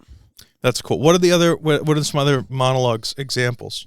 So we do have one student doing something from the Glass Menagerie. He's a performer, though. I don't know if you know the play. It's a Tennessee Williams play. Yep. And then we also have a couple pieces that I didn't know. One, I think, is a monologue from Interstellar. It shows a lot from movies, which makes sense. Everybody, like, when you're that young, you don't know. They have a lot of Gershwin monologues. Well, when you're 18 years old, I remember being 18 years old, and you're expected to know like all these plays and monologues. Like, dude, I just started studying. Like, you know what I mean? Like, I didn't read 100 plays. I'm only 18 years old. I'm just starting to understand what plays are. Right. And so, but I do, if they do find like plays from databases and stuff like that, because you can find a lot of plays from monologues from plays and stuff. You have to read the play. Yeah. It's easy for the film because you've seen the film, but you have to read the play if you choose a play from a monologue. I mean, a monologue from a play, just to help ground you, understand the character and stuff like that. But yeah, so, and then there's one like this monologue about like being a mayfly and how wonderful it is in the world, and like that because mayflies, I don't know if you know, only live for 24 hours. And so it's a beautiful monologue that seems to be encouraging other groups of like, you live and then you meet your spouse at 4 o'clock, and then by 6 o'clock you're finding this, and then by 10 o'clock the moon starts setting and life is crazy. It's really cool. It's a beautiful little monologue. But yeah, they're all varied. They're all very different. Some are funny, some are I was surprising that, because usually a lot of young actors want to tap into like drama. Yeah. I want to really start. Why is that? I have a lot of filmmakers are like that too, man. Like, why is that? Everything has to be like, everybody has cancer and we're all dying. I think there's something about us, and I was the same way when I was younger. And I was too. And I think there's something about I feel that when you understand how to drop into vulnerability and those darker emotions, you could do anything. Right? It's like, that to me is like where, when I was younger, I was like, I just want to be vulnerable. I just want to be vulnerable. And the funny thing is, the only reason I wasn't being vulnerable is because I wasn't opening up my heart to the world, and I drank a lot like that. Like that, you know what I mean? Like that was like my coping mechanism to never really truly feeling things. And I wasn't a sociopath. I always had feelings. I've always been an empathetic. You never learned how to deal with them. I never learned how to deal with them. So you squish them. Yes, I squished, man. And that's that Fall River upbringing, man. Yeah, and but like, I feel like it is, but I feel like it's a lot of people's upbringing right now. It is. Like there's a lot of like, just if I don't deal with it, it'll go away, and it could not be more opposite than that. Nope.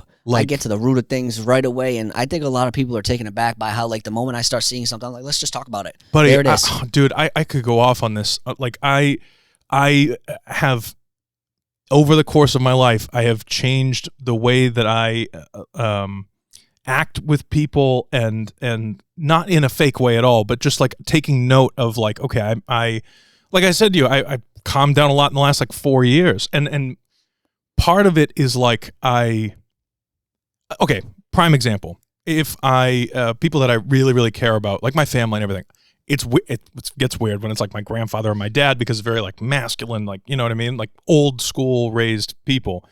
I always say I love you when I hang up the phone, because if I hang up and I get into a car accident, or they get into a car accident and die, and I didn't say it, there's no part of me that is not going to feel bad for them not knowing. Now, of course, when you talk to these people 3-4 times a week on the phone, I think they get it by time number 2. But it's something that I do. It is super important. If I do snap or yell at somebody on set, I am overly apologetic about it later. I want to make sure that they know that it's like, it's not you. It's stress because of the work. I love you. I wouldn't have you here if I didn't want you here. It's super important to me. Yeah. It's like super important to me because nobody's perfect. And I am a very outlandish, crazy personality.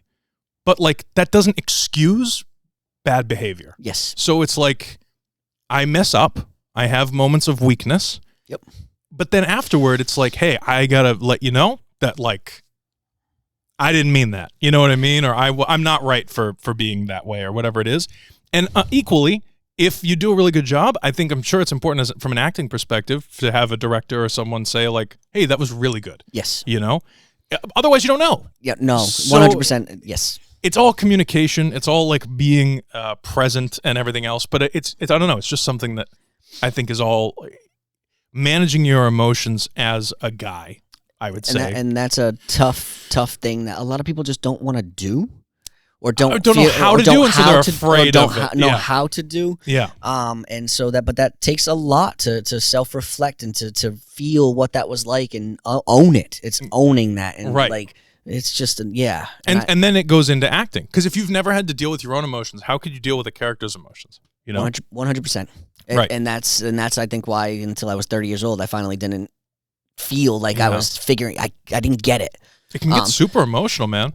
It like super emotional. If you, and I'm sure, and it's partially me asking, but I've definitely seen it with other people that you'll have. I don't want to name any names. It doesn't matter. I haven't seen them in 15 years, but it doesn't matter. I remember there were like people that were super, super quiet, whatever, and they'd be in the middle of like acting on a scene or something and then just totally break down. Like they had never had, in their own real life, had never had to deal with certain things that they're going through. Yes. And then when it finally does come out, they like can't recover really quick. You know what I mean? Yes. And it's like, dude, this is a big moment. It's therapeutic. It's really it's one thing we learned with Romeo and Juliet. It definitely at moments had times where cast members were dealing with things that were inner that they hadn't dealt with that the play was bringing up. Oh, I bet. And then that also was like the fact that we had a beautiful conversation the next day about like the container, and like sometimes in acting things do overflow, right? But it's up to us to contain that and know that that overflow is not life. Like it is okay. We are feeling that. We are going to feel that again. But how can we contain that within ourselves and within the work so that it doesn't necessarily bleed out like that? Yeah, the fear of it can be traumatic because you feel like a crazy person. So, like if you're in a scene and your character starts crying or whatever, and then you can't stop because you're like upset about something. I mean, it's a beautiful moment because it means you really understand what you're doing, what the character's feeling. But at the same time, it's like compartmentalization and like, you know what I mean? Like it's all. I had that. It's happened. I mean. Once. Yeah. Oh, I bet. Once. I bet. I remember in community college, Ryland Brenner we were in class and stuff like that, and we had to, the next class, come back and tell an emotional story about like a life experience or something we learned and stuff like that. Talk about, being in your underwear or whatever. And like, the thing crazy. is like at that time though, I wasn't as open about who I am in my life and stuff like that. So I chose my wrestling story about when I lost my senior year and stuff like that. It was pretty emotional for me. It changed my life. That losing moment, and I remember. And okay, it's a big story. You were like, So I was captain MVP of the team. Okay. Went into South sectionals. This is the short version, a bridge version. I noticed. I actually just sent a message to the kid like maybe a year ago. Yeah. less than a year ago, saying, "Hey, thank you for giving me that loss." That's cool. Isn't that weird? I want to talk about that after. I want to hear the story, but isn't that weird? Yeah, it's so strange. Go. We'll talk. So we'll go off on that. At South Sectionals, and that's the tournament right before states, and I realized, and I was like, oh my gosh, I was like, I'm facing Thiago from Barnstable. I beat him 3 times in the regular season, and each time I beat him by more points. Oh, okay. What did I do? Lost. Shut off my competitive switch. He beat me 1-0. He ended up taking 2nd place at sectionals. He placed in states, and then he took 7th place or 8th place in all states, which means he was the 7th or 8th best wrestler in the state. And in my mind, I was like, holy moly. I was like, dang. I was like, I could have been even, I was like, if I had just realized how, I didn't have this mindset back then, and I got by, and I did it, and I kind of had some of it. Yeah. But when I lost that first South Sectional match, I remember like turning around and seeing my coaches, and my team was so like upset because I was predicted to make it to states. You know what I mean? Mm-hmm. And I just remember I instantly started bawling my eyes out on the mat, and I ran underneath the bleachers, and I cried for like 15 minutes. And so when I was retelling this story in my acting class, I started, that stuff's coming up again. I had never talked about it out loud, and it just started coming out. And I remember running out of the acting class because I was like, I'm letting these people see me cry like this, right? That's not manly. Yeah. Funny. And so I ran out and stuff, but yeah, that was a moment for me where it was so like I can vividly remember like my coaches and my teammates, just like the sadness on their faces, like I can't believe I lost 1-0. Yeah, and they're scared too. If you're the guy who kind of leads, if you're the best at what you do or whatever, and then the other and then they see you like break down, the look on their faces is like, what the fuck is going on right now? Like, I had never broken down in front of my teammates like that. I have never showed emotion like that in a public setting. Right. I don't remember the last time maybe, but I was a kid. It's scary. It is scary on the outside looking in on somebody who's like literally breaking down. It's like, what do you do? What do you do? And so it's, I don't know, it's a crazy thing. It was definitely similar stuff for me, not with wrestling or anything like that, but the car business. I got through a lot of the first like 20 years of my life. I got through a lot just from smiling and BSing and just being there and being like the charismatic, hey, it's not a big deal. Make it. Yeah. And then, with selling cars specifically in a really big dealership that was doing like 1,200 cars a month. That's a lot of cars. Insane. And then seeing like people that, no names, people that were complete idiots that would wear the same shirt 3 days in a row and stains on their tie, and they're making tons of money. And you're talking to people thinking you can BS it, and then people aren't buying cars or whatever. And you think like you get everything you want from BSing, like what, you know what I mean, or like just what. And like I just remember like calling my dad on the phone and just breaking down and being like, nobody like. Taking it personally. Nobody likes me. No, you're just fucking BSing everybody. If you just the second that I was like real with people, my entire life like changed for the better. I didn't feel like I wasn't like a liar per se. It's society's mask. It's what a lot of people do. But when you BS and you whatever, you end up having so many things that are going wrong that you have to stay on top of all the time because you're faking it to, you know what I mean? Now it's like, dude, if it's wrong, like I'll just admit, I'll be like, yeah, I was wrong about that, whatever, like it doesn't matter. You know what I mean? Yep. And there's like such a better response out of people. Well, always is. You know, it's just crazy. I don't know. I feel like we all do this though. It's part of growing up. It's part of becoming an adult and realizing that like the world doesn't revolve around you. And 2, the world doesn't revolve around really anybody else either. We're all on the world, and it's revolving with all of us. It's all of us are on it. Like it's all shit for all of us all the time. You have to pull the best parts of life out. How do you navigate through it? Yeah, and it's like if you think you're having a bad day, oh my God. The guy in the next lane over on the highway, his day is probably worse or equally as bad as yours. It's funny because my sister and I have such opposite attitudes towards this, and I tried to talk to her and tell her, I was like, Tyra, you need to reflect. You need to meditate. That's how you're going to get through things. And she refuses to do it, and I'll keep on, right? But she just posted something on Facebook the other day where it's like, life just threw another curveball at me. Why does this always happen? Right. And I replied under it is, sometimes when you get thrown that curveball, it's up to you to hit the home run. Oh, great. You're going off of that same thing. People who say, I changed the mindset shift. It's a moment of like, I stopped saying things are happening to me and I started saying things are happening for me.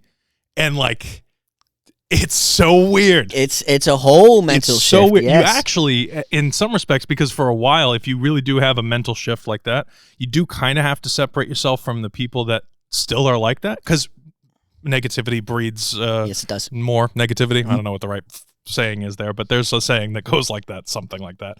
But it's true. Or misery loves company is a great one. That's so that's. But like you really start when you start to see like, well, you know what? I didn't. Let's say you do A, B, C, D. You skip E, you go right to F, and at first you go, well, G never worked out because I did all these things. You don't mention the part that you skipped E. You know what I mean?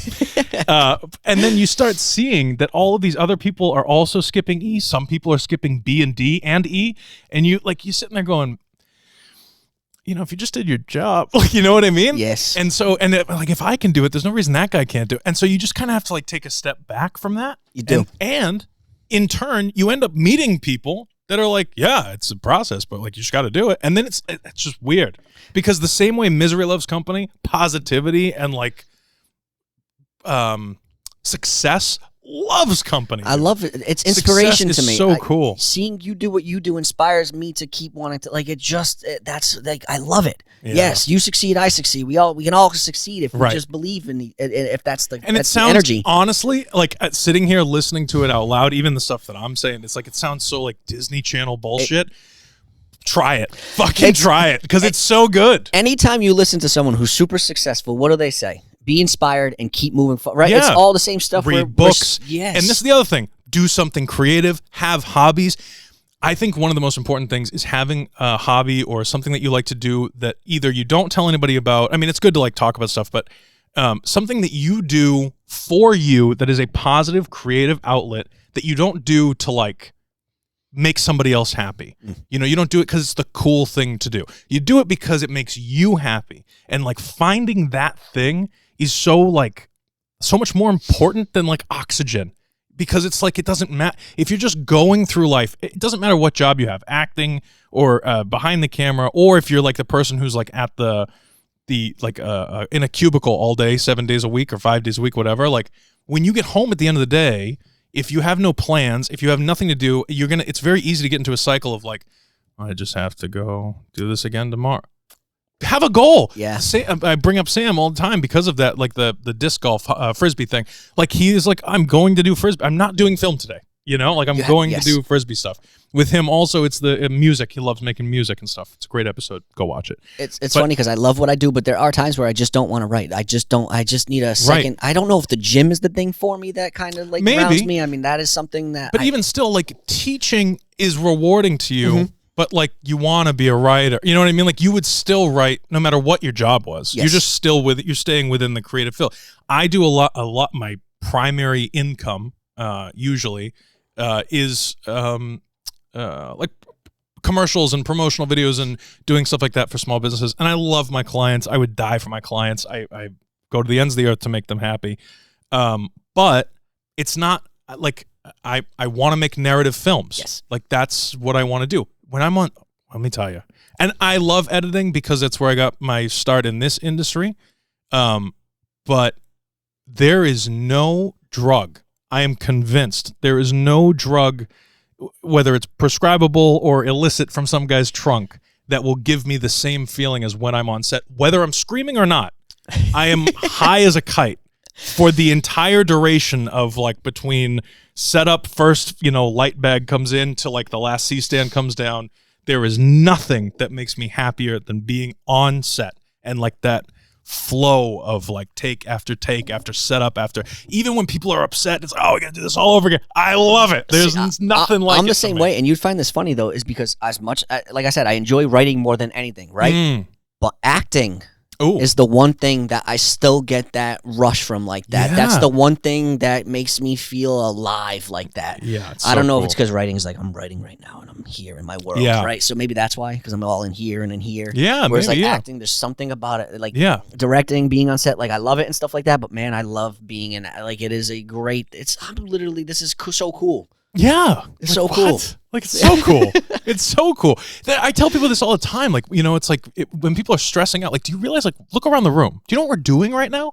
Like, when we're on set, it doesn't matter if it's a high budget thing or a low budget thing, people, because, listen, they're 12, 14-hour days, right? So, like, you do get tired and stressed, and there's a whole bunch of crap that happens. But when you take, like, a step back, even if it's at hour 10, and you look around, you realize that we're doing stuff that people don't even know how to get into this industry. Like they think it's impossible, and we're making a movie. Spielberg made Jaws when he was 27 years old. He made that when he was 27, huh? Yeah, George Lucas and Spielberg, they dropped out of USC and like to go make movies.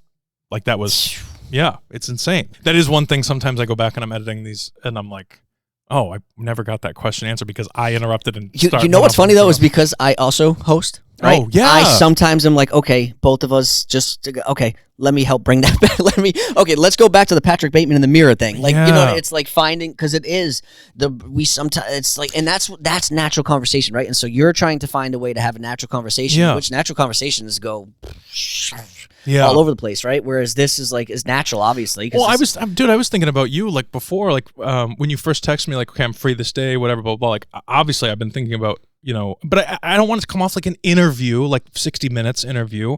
I want it to be natural, more Howard Stern based. That's why I don't I mean, sometimes I got to tone it down with the swearing and I say some crazy shit, but like at the same time, like I am the same way you are who you are. Like I am who I am. Yes. And I genuinely don't believe that, you know, saying the F word is going to like change anybody's like, oh, I can't listen to this. Everything they said is bad because he swore one time. Like that's bullshit to me. And if someone thinks that way, just tune out. Right, exactly. It's like it just doesn't like trust me, if you feel that way, you haven't met enough people. Because if you think I'm bad, there are some fucking horrible people out there. You know what I mean? It's just a swear. So right, exactly. But at the same time, like I was thinking about it the other day, and we could talk for 5 hours because I was like, okay, I want to talk about addiction. I want to talk about like growing up, what it means to like, you know, like there's so much stuff, health, and I'm here. Mental health. I have this Monday's for you. No, I know. I appreciate you. Absolutely. But I'm saying like sometimes you go until the conversation stops, and then in the edit room, I'll be like, I didn't even fucking touch on that. Like that sucks. That's you know? true. Yes. It's also a great excuse to have people coming back. You know what I mean? Like yes. I want Seth to come back. I want everybody to come back. There's so many good like things, and you don't realize it until you leave. The second you get in your car to leave here, by the way, you're gonna be like, we didn't talk about that thing. I swear to God. It doesn't matter. We can talk about everything, but like it's funny because usually with my guests, because it is contained to 20 minutes, I do give them like a few questions. The whole thing is 20 minutes. So it's literally, we come on, introduce everything for 3 minutes. We show the short film, invite the guest on. We talk to them for about 20 minutes, end with a 5-minute skit. So the whole thing will be about 45 to an hour, depending on how long the short film is. But the actual conversation with the guests is around 20 minutes long. Okay. I see what you're saying. So I do send out like questions beforehand just to get their brain going, but sometimes we never get to those questions. But I have every single episode so far. I'm like, fuck, we didn't get to that. Yeah. Damn it, we didn't get to that one. It gets easier. That was an important one too. Like sometimes it's an important one. I'm like, son of a bitch, that one was an important one. When I started doing this, I filmed 5 episodes, which depending on how well this series does as a show, maybe they'll get released, maybe they won't. But I did 5 episodes. It's been so long since I was in front of a camera. You know what I mean? All of that insecurity, like that was gone when I was 10, is back 100%. And then you lose yourself. The second you click record and you start talking, you're like, oh, this is sick. Yeah. Like, you know, and you start learning so much stuff. You pull it in the editing room, and you're like, okay, probably gonna cut away from that angle for a minute. You know what I mean? Like all that stuff. But I try and keep it as genuine as possible. And it's not that.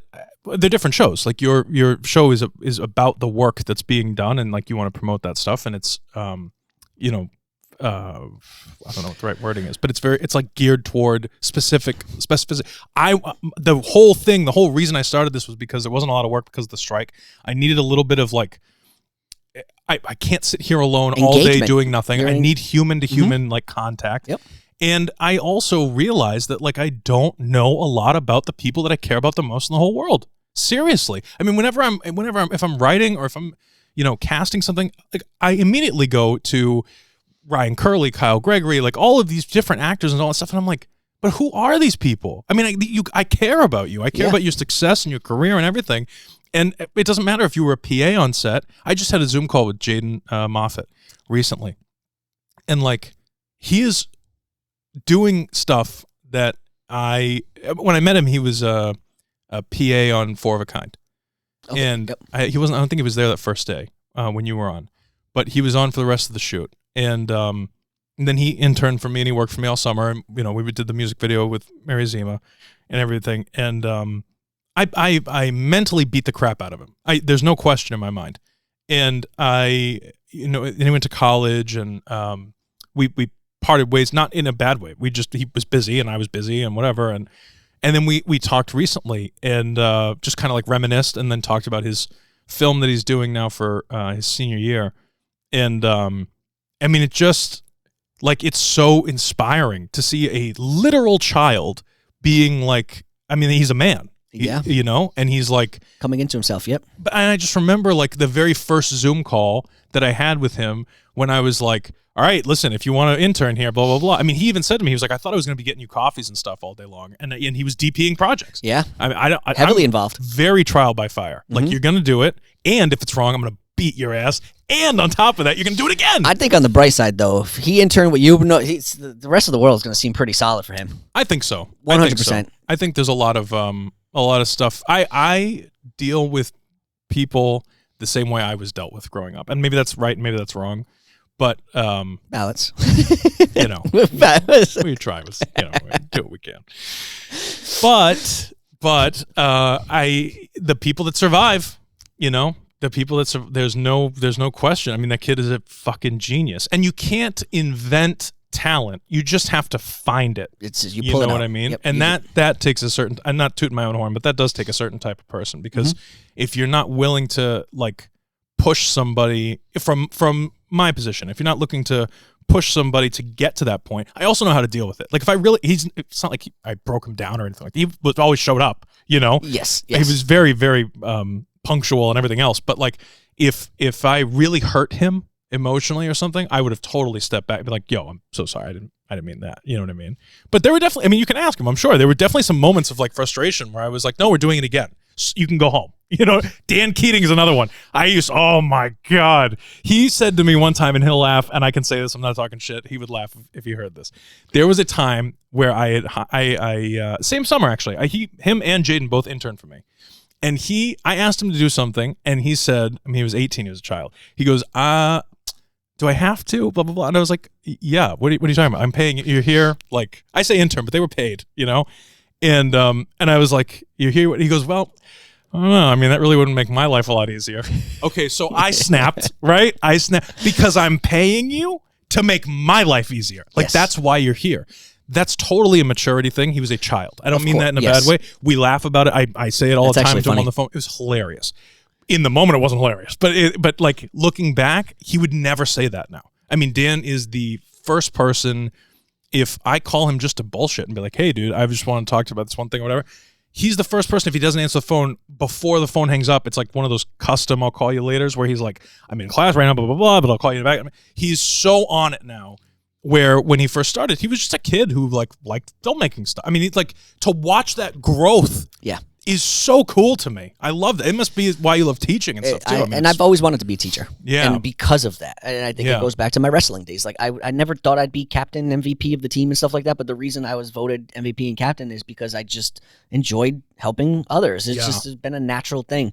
I originally wanted to go right into teaching after undergrad in 2013, but my professors were the one who were like, no, you should definitely life pursue experience this. Stuff. Yeah, pursue it as a professional career. You have what it takes to do it as a professional career. And I'm glad I listened to them because I learned a whole lot within the time frame between now and when I started teaching last year. Is it not, just thinking of Jaden and everything else, but this relates to it, do you feel, because I didn't go to college, so everything I've done is like trial by my own fire, you know? But do you feel like that there is a significant difference between, and has it helped you in your lessons, significant difference between what you learn in a classroom or college setting to like real life? So I think they're both equally important because of that. Important, yeah, but I mean, like, do you see that difference of like has it helped? Do you teach differently? I mean, let me think about this. I'm trying to think of it the right way. So like in college, you learned how to do things one way, and then you went out into the real world and actually did them. The difference between the way you learned how to do them and the way they were asked of you to be executed, does that influence the way that you teach now? Does that make sense? Yes, okay. It totally does, because I'm able to, because I went out and did it myself, I found parts of what worked for me from my teaching in school that I can the good base. The good base to apply and stuff like that. But I also gained the foundation of doing it myself and what else works. And so that's what I teach from. But the curriculum of classes and school and stuff like that is super helpful because I understand how classroom structure needs to be run. Where I think if I didn't go to school for teaching and stuff like that, it would be a little bit difficult because it's like, okay, I know how to act. I know how to do this, but how can you turn that into a 15-week program from a beginning to an end, right? Sure. You can't just jump right into monologues. You can't just my class, like I have 8 students who, even if you are a young 18-year-old act, I feel like there needs to be foundation. Where's that foundation start? And thankfully I can pull from both my professional world and I can pull from school and stuff like that, and I combine it, and that's what helps me create like the lessons and stuff like that, is to, because we have to start somewhere. So I Seth and I complain about this, and I want your opinion on it too. Obviously, like you're I'm not trying to make it sound like you're quitting the school or anything crazy like that, but we both have noticed that there are a ton of actors out there, a ton, who are very good with auditions and they're not great on set. Mm-hmm. And there's a lot of acting schools out there that will teach you how to audition well, whether it's self-tape or in person. Why do you think that is? And would you ever consider starting an acting class that would be outside of the school thing for, general adults, 18 plus or whatever, that are actors, to like actually teach them how to act? I mean, is that like a thing that you would want to do? I've taught a few people outside of school. Oh, okay, okay. I've taught a few lessons outside of school and stuff like that. It's definitely something I've considered and will probably consider and stuff like that. Yeah. I like younger actors rather than just because of where they are, the atmosphere around it and stuff like that. It's encouraging. But I think I'm trying to think of. Do you get what I mean though? Like, you're a great actor in general. I think you're good, and you're very good at taking direction too. But like, there really is. It can be incredibly frustrating to get sold on something and then show up on the day and they don't.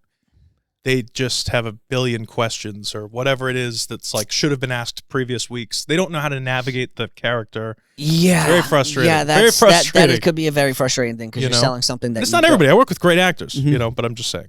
And we don't work a lot on auditions. I'm just trying to prepare them just to be ready. Yeah, we do slate and stuff like that. But I get what you're saying now. Well, from a film perspective, I meant the audition on that side of things. Everybody runs out to Walmart to buy the blue bed sheet to film in front of, but nobody past that point. Like, yes, you know how to break down that specific scene, and why is it not being done for the whole character? And so what I'm finding too is sometimes when you train just how to audition, right? If you have an acting coach who is kind of not line reading, but beat by beat breaking down that monologue for you, it's like, well, I think in this moment you need to be. This is very generic. This is literally the worst direction in the world. Of course. But in this moment you need to be sad, and then when you get to this line, I need you to look out into space, and then you know what I mean. So if you have someone coaching you like that.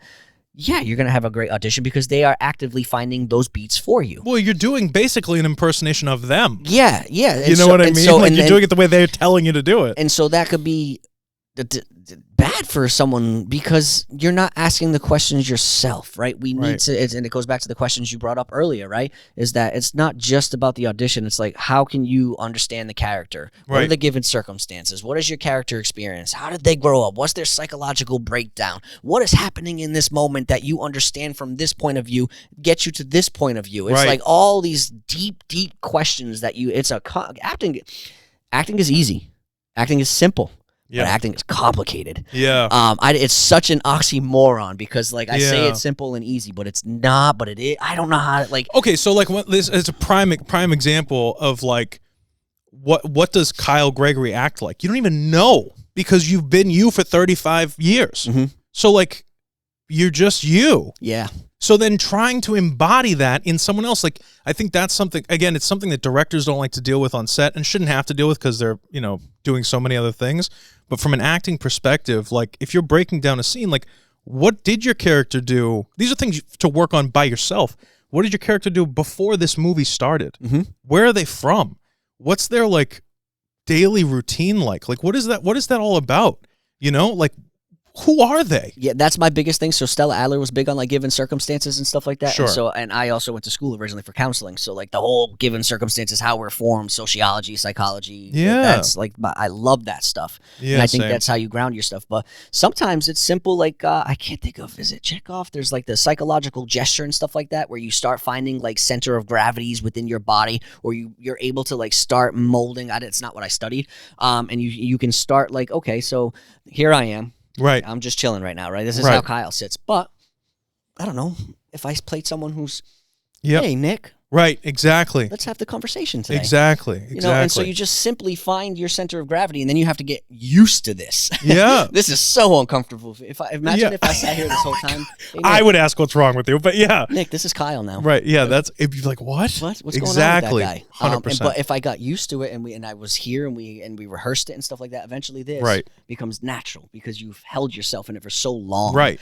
And so that's what the going back to like auditions and stuff, and then you end up on set and it's like, why can't I figure out all these things? Why does this actor asking a million questions but they nail that audition?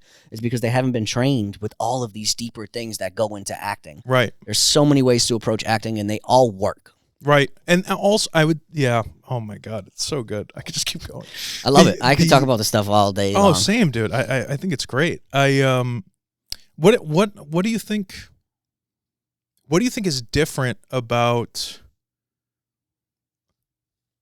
reality versus your expectations of either film or acting? Less so the theater, only because I don't do a lot of theater now, but I mean, I guess acting in general. Like, what did you expect going into the industry that was just completely ass backwards when you actually finally started doing it? Like, what was the difference there? I thought it was going to be a lot more fun. And really? I'm just kidding. I have a lot of fun doing what I do. No, it's fine. I didn't realize the work. Yeah. Right? It's the work. When I started, people, I guess I had they said I had instincts and natural, you know what I mean? Sure. I had a natural ability to understand what was happening. Sure. And so there was, it's almost like when you play football in high school to the NFL. I feel like you probably have a whole lot of fun playing football in high school. Sure. And you might have fun playing in the NFL, but it's a lot more work, right, to have that fun. And so that was like my reality versus expectations. Is I just always assumed everything was going to be, but then you realize once you understand the work and you can just apply the work right now, it's fun again for me.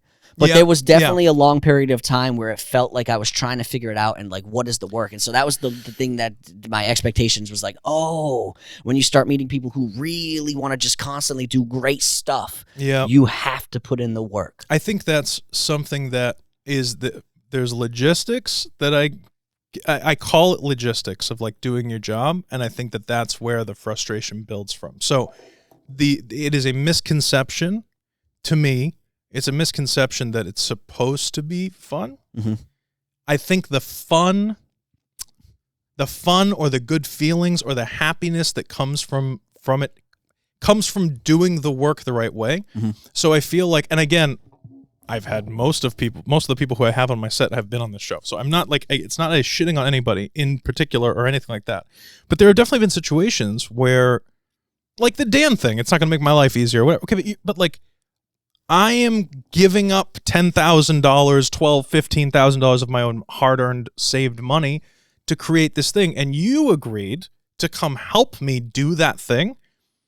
It's going to be really cool and fun if you do that thing. Yes. You know what I mean? But if you show up and you're like, it's whatever, like, blah, blah, blah. Again, Dan was never like that. I'm just saying. I know, yeah. Like, if you just kind of bullshit it, it shows. It doesn't matter what position you are or if you're on screen or behind the camera or whatever, like it shows. And at the end of the day, I'm still out all of the money. You still want your paycheck.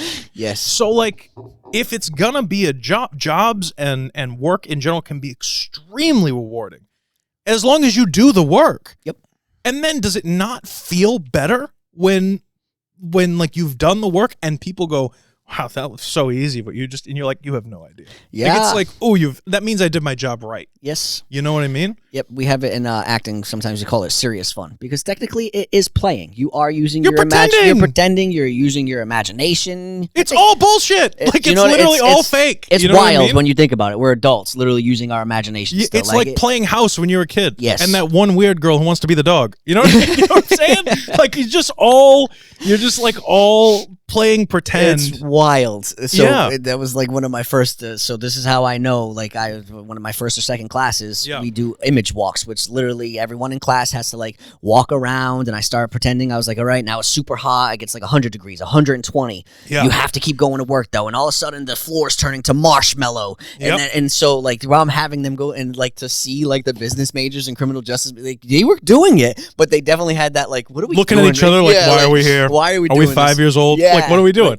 But like it's serious fun. I'm just like, okay. I think that's actually a super funny point. Are we 5 years old? Only I just thought of this. Like, the ability of children, of innocent, young 5-year-old kids to like that playing the house. I'll be the dad, you be the mom, you be the dog, you be whatever it is. The ability to just immerse yourself immediately in a world of like, this is reality now. Like society, whatever the hell you want to call it, I don't care what it is. Like, you know, if this isn't cool, that's not cool. The ability of a child to not care because now I'm the dad. Yes. So like whatever. And like what I say goes or whatever it is, you know? And then because of when you grow up, like you stop doing that stuff because of the way that everything happens around you. Yep. And you have to act a certain way to fall into your place into society. And that's how you become you, right?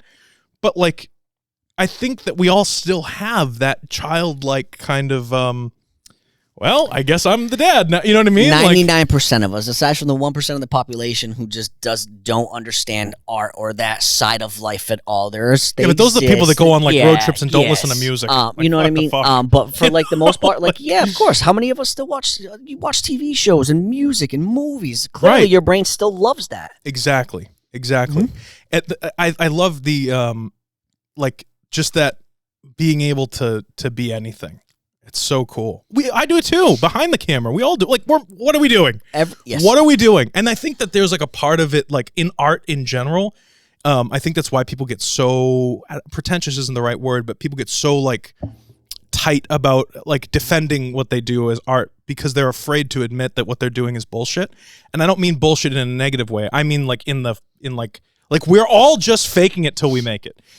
If you're a brain surgeon, people are going to know pretty quick if you're faking it. You know what I mean? You can't fake that. Right. Yes. And so it's like art, again, it's not about acting or filmmaking. It's about art in general. So whether you're sculpting, painting, acting, filmmaking, whatever it is, like it's so subjective and it's so like what you feel and what you want to do that it's like, you know, you walk into an art gallery and you see the dot on the canvas. You go, I could have done that shit. But the difference is that you didn't. They did. You know what I mean? That's what makes it cool. Yes. So it's like if you had done, but you didn't, and then of course, and then it's the obviousness of it. It's like, yeah, no shit, you could have done it. Why didn't you do it? Yep. And why don't you now? Right. And the thing that clicked for them is what makes it genius. Mm-hmm. You know, and it's like we're all just pretending. We're all just going through life trying to figure it out. And this is the way that we express ourselves. The stories that I write and direct are extremely personal. Like they come from places of insecurity and emotional trauma and all this other shit. And then I'll be like talking about it and somebody will ask me like, oh, like that was cool. Like where they come? I'm like, oh yeah, you know, it's whatever. Cause it's so like, I don't want to talk about it. Yeah. Go watch the movie. Go watch the movie. Let that speak for it. Yes. And I don't know. I think that the more that you give yourself to whatever craft it is that is your craft, the better it's going to be. 100%. Look at musicians like Kurt Cobain. I don't think going through some shit, you know? Yep. Any song that is worth listening to that wasn't AI generated out of a computer, that they just hired somebody with a good voice to sing, like something that's like, they're all top 10 songs all the time throughout history. It's like the most emotional, and that means positive emotion too. If someone's super happy, someone's super, like it's all funny or whatever, like they're great. There's nothing wrong with being happy and considering it emotional. You know what I mean? Be exuberant about life. But I feel like when people think of emotion, they think of negativity. You know what I mean? Yeah. They just go right to I mean, my favorite song of all time is What a Wonderful World. Yeah. Oh, my God. And Comfortably Numb is like very close. And there are two polar opposite songs. One is very dark and deep and personal. And then one is just a beautiful, What a Wonderful World. That was my MySpace song my senior year of high school. Imagine that. See, mine was 50 Cent. In the club. That was everyone's was rapping my. But I was in 8th grade when you were, you know? Yeah. That's funny. It is. Yeah. That's good stuff. MySpace. Oh, my God. Back in the day. That's so cool. So, what's the next? What are you doing with the monologues? So I was in 8th grade, and I was in theater, and there was I don't know where she found it, my drama teacher, but it was like a play of monologues, like or play of small scenes, I guess, that were like 2 people or less, but a lot of them were monologues, and we put them all together into they were all put together into a play that was kind of like I don't know, they go black and then spotlight on one person, they would do a monologue, and then black and all that kind of thing. It's kind of it was cool, but it was very like avant-garde for eighth grade. Yeah. You know, it was a little artsy for eighth grade. But it was a cool idea looking back. What are you planning on doing? Like, what's the lesson plan here? So they do the monologue and then what? So their midterm, which is the monologue, is technically next Monday. Okay. So just one at a time, they go up, introduce themselves, perform the monologue. You grade it? Yep, and Cool. grading for me is it's relative. Yeah, it's just. Oh, I mean, if they're like not off Just do the book or work. if there's like an Yes. yeah, Yes. it's easy Just do the stuff. work. Yeah. And then we'll jump right into scenes, and then from the scene work, that will have like our final showcase at the end of the year. I do tell some people if they want to come and watch the scenes, feel free to come and see the scenes. Yeah. But that's where we will be. How, as a person who is diagnosed with and experiences very, very intense ADHD on a regular basis, I learn way better on a one-on-one kind of setting. I feel like this, again, we were talking about how it's important to really dive deep into conversations. It's difficult for me to talk to be genuine with groups of more people, but with actors specifically, like, is it difficult to like, where do you find the time when you have 16 to 1 to deal with them on an individual level when it comes to like monologues? We journal every week. Okay, interesting. And so then they turn them in for you to read? They turn in journals every week for me to read, Mhm. and then that's where I can give very detailed stuff based off of their own journal experience. Like that's where I can but for me, when it comes to like teaching acting, yes, we're all different, but at the end of the day we all have to open up our hearts and do the work. Like so it all is the same, right? Right, but I mean like on a level of like how do you like do you sit with them one-on-one and then what are the other kids doing when you do that, you know? Oh no, so we perform monologues right in front of everyone. Okay, so And everything so it's one person at a time because learning is seeing, right? Seeing is learning. And so Right. you're going so when I give them, hey, here's a note, here's where and so now you as the actor are like, oh, I could find that note in my monologue. Right. Oh, I could. That's what it means when it comes to beats, and that's what it means when it comes to seeing color changes and stuff like that. You know. Yeah. And so so I'm big on like let's just like watch each other.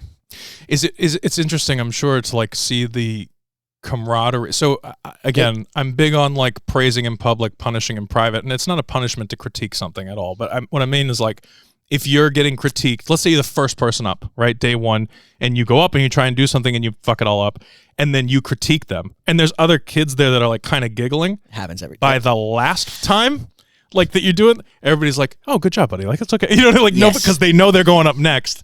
So it's one of those things. My dad would talk about stuff like that in like the military. Or if you've watched have you watched Full Metal Jacket yet? Oh yes, of course. Oh well, you hadn't when we did the critic. Oh really? I wonder if that's I why have the I watched text it. still. Yes. Yeah, you're like, oh, I gotta watch that. That's too. probably Like, why I watched it. Okay, good. So yeah, so like Full Metal Jacket is military in general is very like it's different because you're very positive. So you'd be more on like that you're all worth something. You know what I mean? Don't downplay yourself. The military is you're all worth nothing. Yes. So like that's where where that starts. But the reason for that, it's like even though you're building and honing your craft as an individual, like we're all here together. We're all doing that. So like it's a collective of individual work, which is a very weird way to say it. Yeah, and but it's you get great what I mean? to see because the class started applauding for each other right from the very beginning. Because they're like I in didn't love even with start each it. other. They Like just they're were like, family. They were like, you know what, we're going up there and we're doing the thing, and I love it every time. And Yeah, that's and cool. I do open it up. I'm like, what did you experience as an audience? What are you seeing? And Yeah. and it's great that they're starting to be like, I do feel like they were rushing a little bit. I do feel like this was happening, and I'm like, how did you feel? Did you feel? And they were like,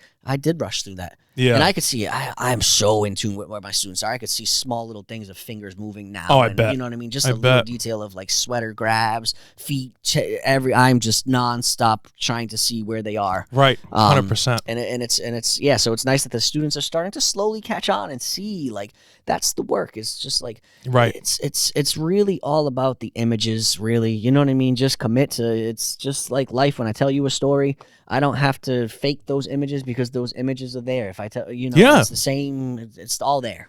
Right. That's cool. It's God, real cool. it's so cool, It's man. Cool. Yeah, I love it. I love it so much. It's good stuff. So what's the next movie? When are we making a movie? What are I'm we hoping doing? this summer. I don't Yeah. even say hope. I will be. Yes. I know. It's my goal. I'm starting to because obviously I usually self-finance my films and stuff like that. So Yeah, same. So my goal is to start saving up for that one now. I mean, I have some money put away for it, but Yeah. like to really start.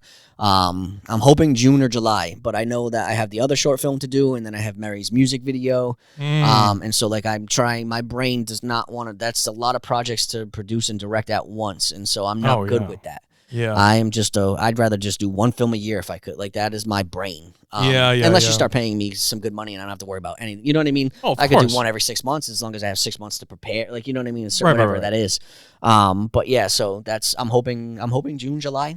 Yeah, that'd be It's cool, a hot man. lacrimal. It deals with like toxic masculinity and Ooh, it's my final trilogy of voices. We got Blood Brother, Critic, and then Lacrimal is all about someone who made a deal with the devil or an entity when they were a kid, and sold their soul because they didn't want to show weak emotions around their friends and family and stuff anymore. Ooh, that's cool, dude. And it deals with how that toxic. And so the entity comes back to claim their soul, and all of a sudden they just start becoming this very toxic human being.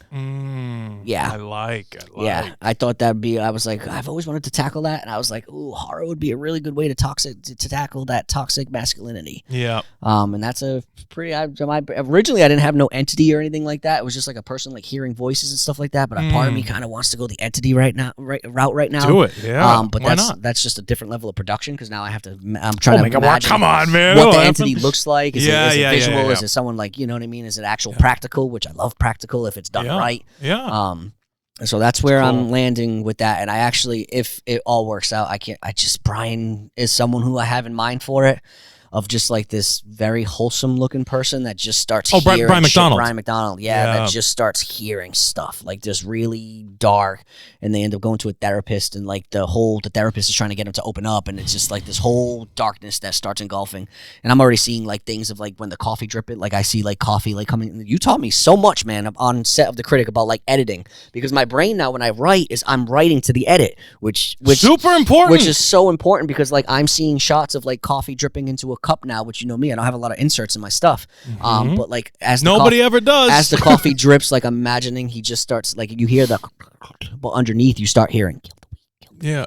Oh, good. It's like good that stuff. darkness, like that real, true, like so toxic. Yeah, that's interesting, man. Yeah, it's yeah. I mean, you have to remember. Spoiler alert. It's all right. They'll forget by July. Yeah, they sure will. It'll be a year after July that it comes out, exactly. right? But like I think something with filmmaking that is overlooked a lot, especially at an early stage in the career, is the idea that you are making it's a visual art form, and it's literally art. So it doesn't mean that you have to do something insane that like doesn't make sense, but super avant-garde or whatever, like those old like Italian movies or those old French films where it just goes crazy. Did you see Blonde? No, I've never seen Blonde. Okay, Blonde is about Marilyn Monroe. It's okay. It's not bad, but it's very artsy. Like, it takes a minute. You got to sit there and like it's good, but it's like you got to be like, okay, all right.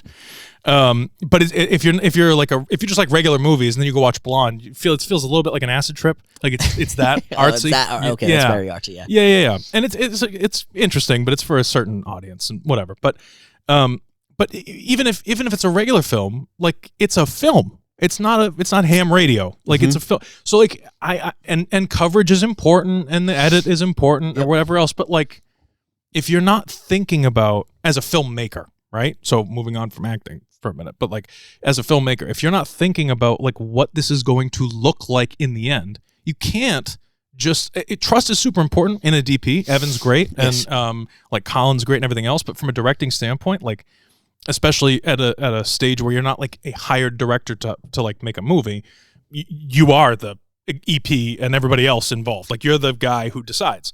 So like if you're not thinking about, and if you can't communicate to your DP like this is how this is supposed to look, like you're not going to have your movie in the end. Yeah. And I feel like it's a very overlooked kind of thing. Like people who write and direct in the very beginning, I mean, they hire somebody who they think like, who has done films before, whatever, right? To shoot it. And then they have like no input on the shot. And it's like, I am super involved in like, this is the way it looks. Somebody like Quentin Tarantino, just to punch up, Quentin Tarantino is big, and he has said in millions of interviews that he likes to stand, me and RJ talk about this all the time, he likes to direct next to the camera and focus on the actors because he says that they're performing for him, which I understand. I'm a big monitor guy. Like I love watching the monitor, and I was telling you on The Critic, I was like, watch that fucking monitor because it's a movie. You know, if the actors do their job right, then that's going to be fine. But like you're watching the whole picture, what everybody else is going to be watching when it's done. If it doesn't look right, or if the actor stands in the wrong spot by an inch, your shot's ruined. You know, and Evan can only do so much. So like everything matters. If the lighting is wrong, you know what I mean? And like that's where I had the biggest. That's where I'm learning the most. So theater is not like that, right? I know. It's so collaborative. I know. You're building on stage, and so it's not as technical. You have so much room to explore and stuff like that.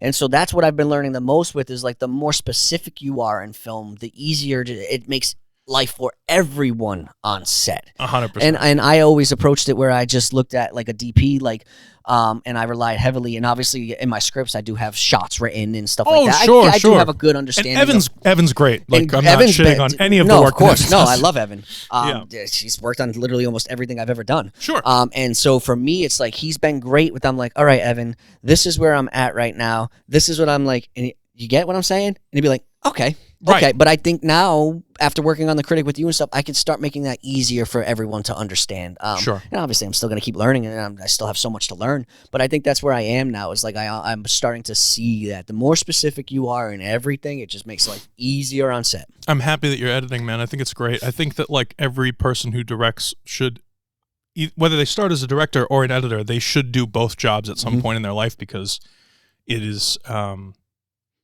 The benefits are insurmountable. Like you can't even like the fact that you can create, because you create 3 movies. You do the writing, the onset, and then the edit. And you like the edit. I say I've just mentioned this with RJ, like the those script to screen. I don't know if you follow them on Instagram or not, but they play a movie, Interstellar, Inception, whatever, right? They'll play a movie and then they have the actual script rolling beneath it. I do follow. Yes, You've seen yes. this, right? And if you actually read them, sometimes they don't match, and that's fine. You know, whether the actor took a creative license and ad-libbed something or improv something, or the editor cut out a chunk of something and you missed the end of a line or whatever it is, like it's because some things work in your head that don't work out in real life, and then other things work out in real life that don't work out in the edit. And it's like you're trying to, there's a pacing and timing, and sometimes a scene you'll think is working on set because you're so like your whole body's vibrating, and you get in the edit and you're like, that was fucking slow. Like speed it up a little. What are you doing? You can't just speed up the clip. You know what I mean? You have to. So you got to chop time out and everything else, and maybe the message isn't coming across the right way. It's every aspect of it is so important, and it's equally important. Equally important because I'm So learning. cool. It's just a talk show, but it's just like following the emotion. Like and if it's slower or faster, it's like how can you edit it so that the emotion stays there? And if you cut too much, the emotion's lost. It's amazing how it works. Yeah, or if there's a lot of, and sometimes things can, like, they don't feel awkward. I've done this a lot on speaking of talk shows and podcasts and things like that, right? There's a lot of times where you'll right, I just did it, like you'll not know exactly what it is that you want to say or whatever it is, and you pause. And you don't think about the fact, like, this show is on Spotify and Apple Podcasts and everything else and on YouTube. But if you're not watching the YouTube thing, sometimes you can forget until you're in the edit. Like when you're sitting there watching something else that's just music and neither of us are talking, the people that listen to the show are just hearing music. So it's like, well, that can probably be cut out, and then you can talk about it, and that's what people want to hear anyway. So, you know what I mean? It's like you have to consider all of those different things. And I think working with clients has helped me a lot too, that want to do podcasting or even promote. They'll think they know until they see it. Like, that didn't fucking work. And I'm like, I know. I told you. You know, like yeah. That's why you're writing a check to me, and I'm not just here with my iPhone doing it for free or whatever. You know, like it's all like you never expect it, and then when you sit in the editing room, you go, that didn't work, and you take notes for next time, right? That's not a problem. But like the more that you edit, the more you will be prepared on set to shoot for the edit, to act for the edit, to write for the edit, all of that stuff. Yeah, it's super helpful. Super, super helpful. And it keeps you on your toes because you have a better understanding of, like, we have to shoot this later, and this actually can take a little bit more time. Yeah. But this we got to get to right now. It's funny because I always understood, or at least like before I started directing, like even though I only had a few films, I understood acting to the edit pretty quickly. I caught that on 100%, very fast. Yep. I was like, oh, that makes sense. 'Cause The you're an moment actor. the moment someone said it right away, I was like, oh, that makes sense. Right. Yeah, I have to make sure that I'm landing on those cues and stuff like that. So it just makes life easier for everyone. And you don't Right. want to get too in your head about it, but it's just naturally being able to get there. Yeah. Yeah, that's cool. It's good stuff. You're amazing, man. I think we're good for today. It's 2 hours and 10 minutes. What do you think? Woo! It whizzes That was by. that was a fast 2 hours. I know. And it's crazy, isn't it? Dang, It's I good feel stuff. like we, but I understand. Like we come back. I'll come back. Please Yes. come back. I want to hear about how the kids do. I want to hear about everything. I really, really Maybe do. once the end of the semester and stuff like that. Because that's the thing with like this, right? Is like you're busy, and sometimes the way to get together is we have to find a creative way to. Dude, it's I wanted to put this show out every single Monday. I missed the past I missed last week, and then I had the week before I had one, and the week before that I missed it or whatever. It's like I'm committed to it. I'm gonna do it. It's gonna come out on Mondays as often as those Mondays can come out. But like I also have to pay bills. So Yes. like until I have 500,000 listeners, like this is something that I have to do. As often as I can. I do love it though, and I will never ever turn you down. You always can come back. And the journey is so cool to watch for you. Same. And this is sick. This is sick. It's cool. I love it. We play pretend and then we talk for 2 hours about playing pretend. Isn't it? I mean, this is our life. It's quite the life. Are we not blessed? I say it all the time. Thankful and blessed. It's crazy. Thankful and blessed. Whenever you're having a shitty moment and like the worst day of your life, you're like, but what am I really upset about? Like when I think about and that's for the next time You know? we could talk more of like where I came from. That's what the memoir is and That's stuff like what that, right? See, no, we'll I'm save thinking that of one. it. Which is awesome. Because I want to talk about all that stuff with you. Because I'm starting to be more personal and open about that stuff, Yeah. right? But like from where I was, Yep. like of course I'm like blessed. Life is amazing. It's crazy. You don't need a Ferrari and a mansion in order to feel fulfilled. Mhm. You just need. I think that's. In closing, I think that's and setting up for next time too. Like, I think as people, like we are always trying to strive to do better and to feel as fulfilled and as like feel like who doesn't love the benefits of life, like whatever that means, money and like attractive people and everything else. Like we love to be to feel fulfilled, and I think that a common misconception that happens with people is they'll start buying things, or they'll start like doing, but it's all in a weird way, like to do when they don't have a creative outlet. That's where they and this is like, I could be homeless, man. I could be homeless and I'd be happy if I could do this and be homeless. I swear to God, with no listener. I don't care because it's not about them. I mean, thank you for listening, but it's more about this. Yeah. This is really what it is. It's so cool. I can give a shit if people listen. Turn it off because you've already been here for 2 hours and 12 minutes. So I yeah, can if you're say listening that. still, it's Right. Exactly. No, I'm kidding. I'm very happy for you, man. Congratulations on the show. I can't wait for it to come out. I'd love to be on. Yes. And I don't know. You're a great friend, and I'm happy you came in. Thank you so much. Of course. Thank you. Where can people follow you, and what do you want to promote about yourself? It's Kyle David Gregory on Instagram. Yeah, Kyle David. I think it's just Kyle Gregory, but I mainly am an Instagram guy. So Kyle David Gregory on Instagram, And then I usually post all of my stuff through there. There's other channels and stuff like that but like if you follow that, I attach all the accounts through that. Perfect. My personal one. Perfect. I will drop that link in the description. Thanks so much. If you're still watching, like, subscribe if you haven't already, and thank you, Kyle, for joining. Thank you for having me. Yeah, buddy. Easy, right? 2 hours, bro. Like that. Like nothing.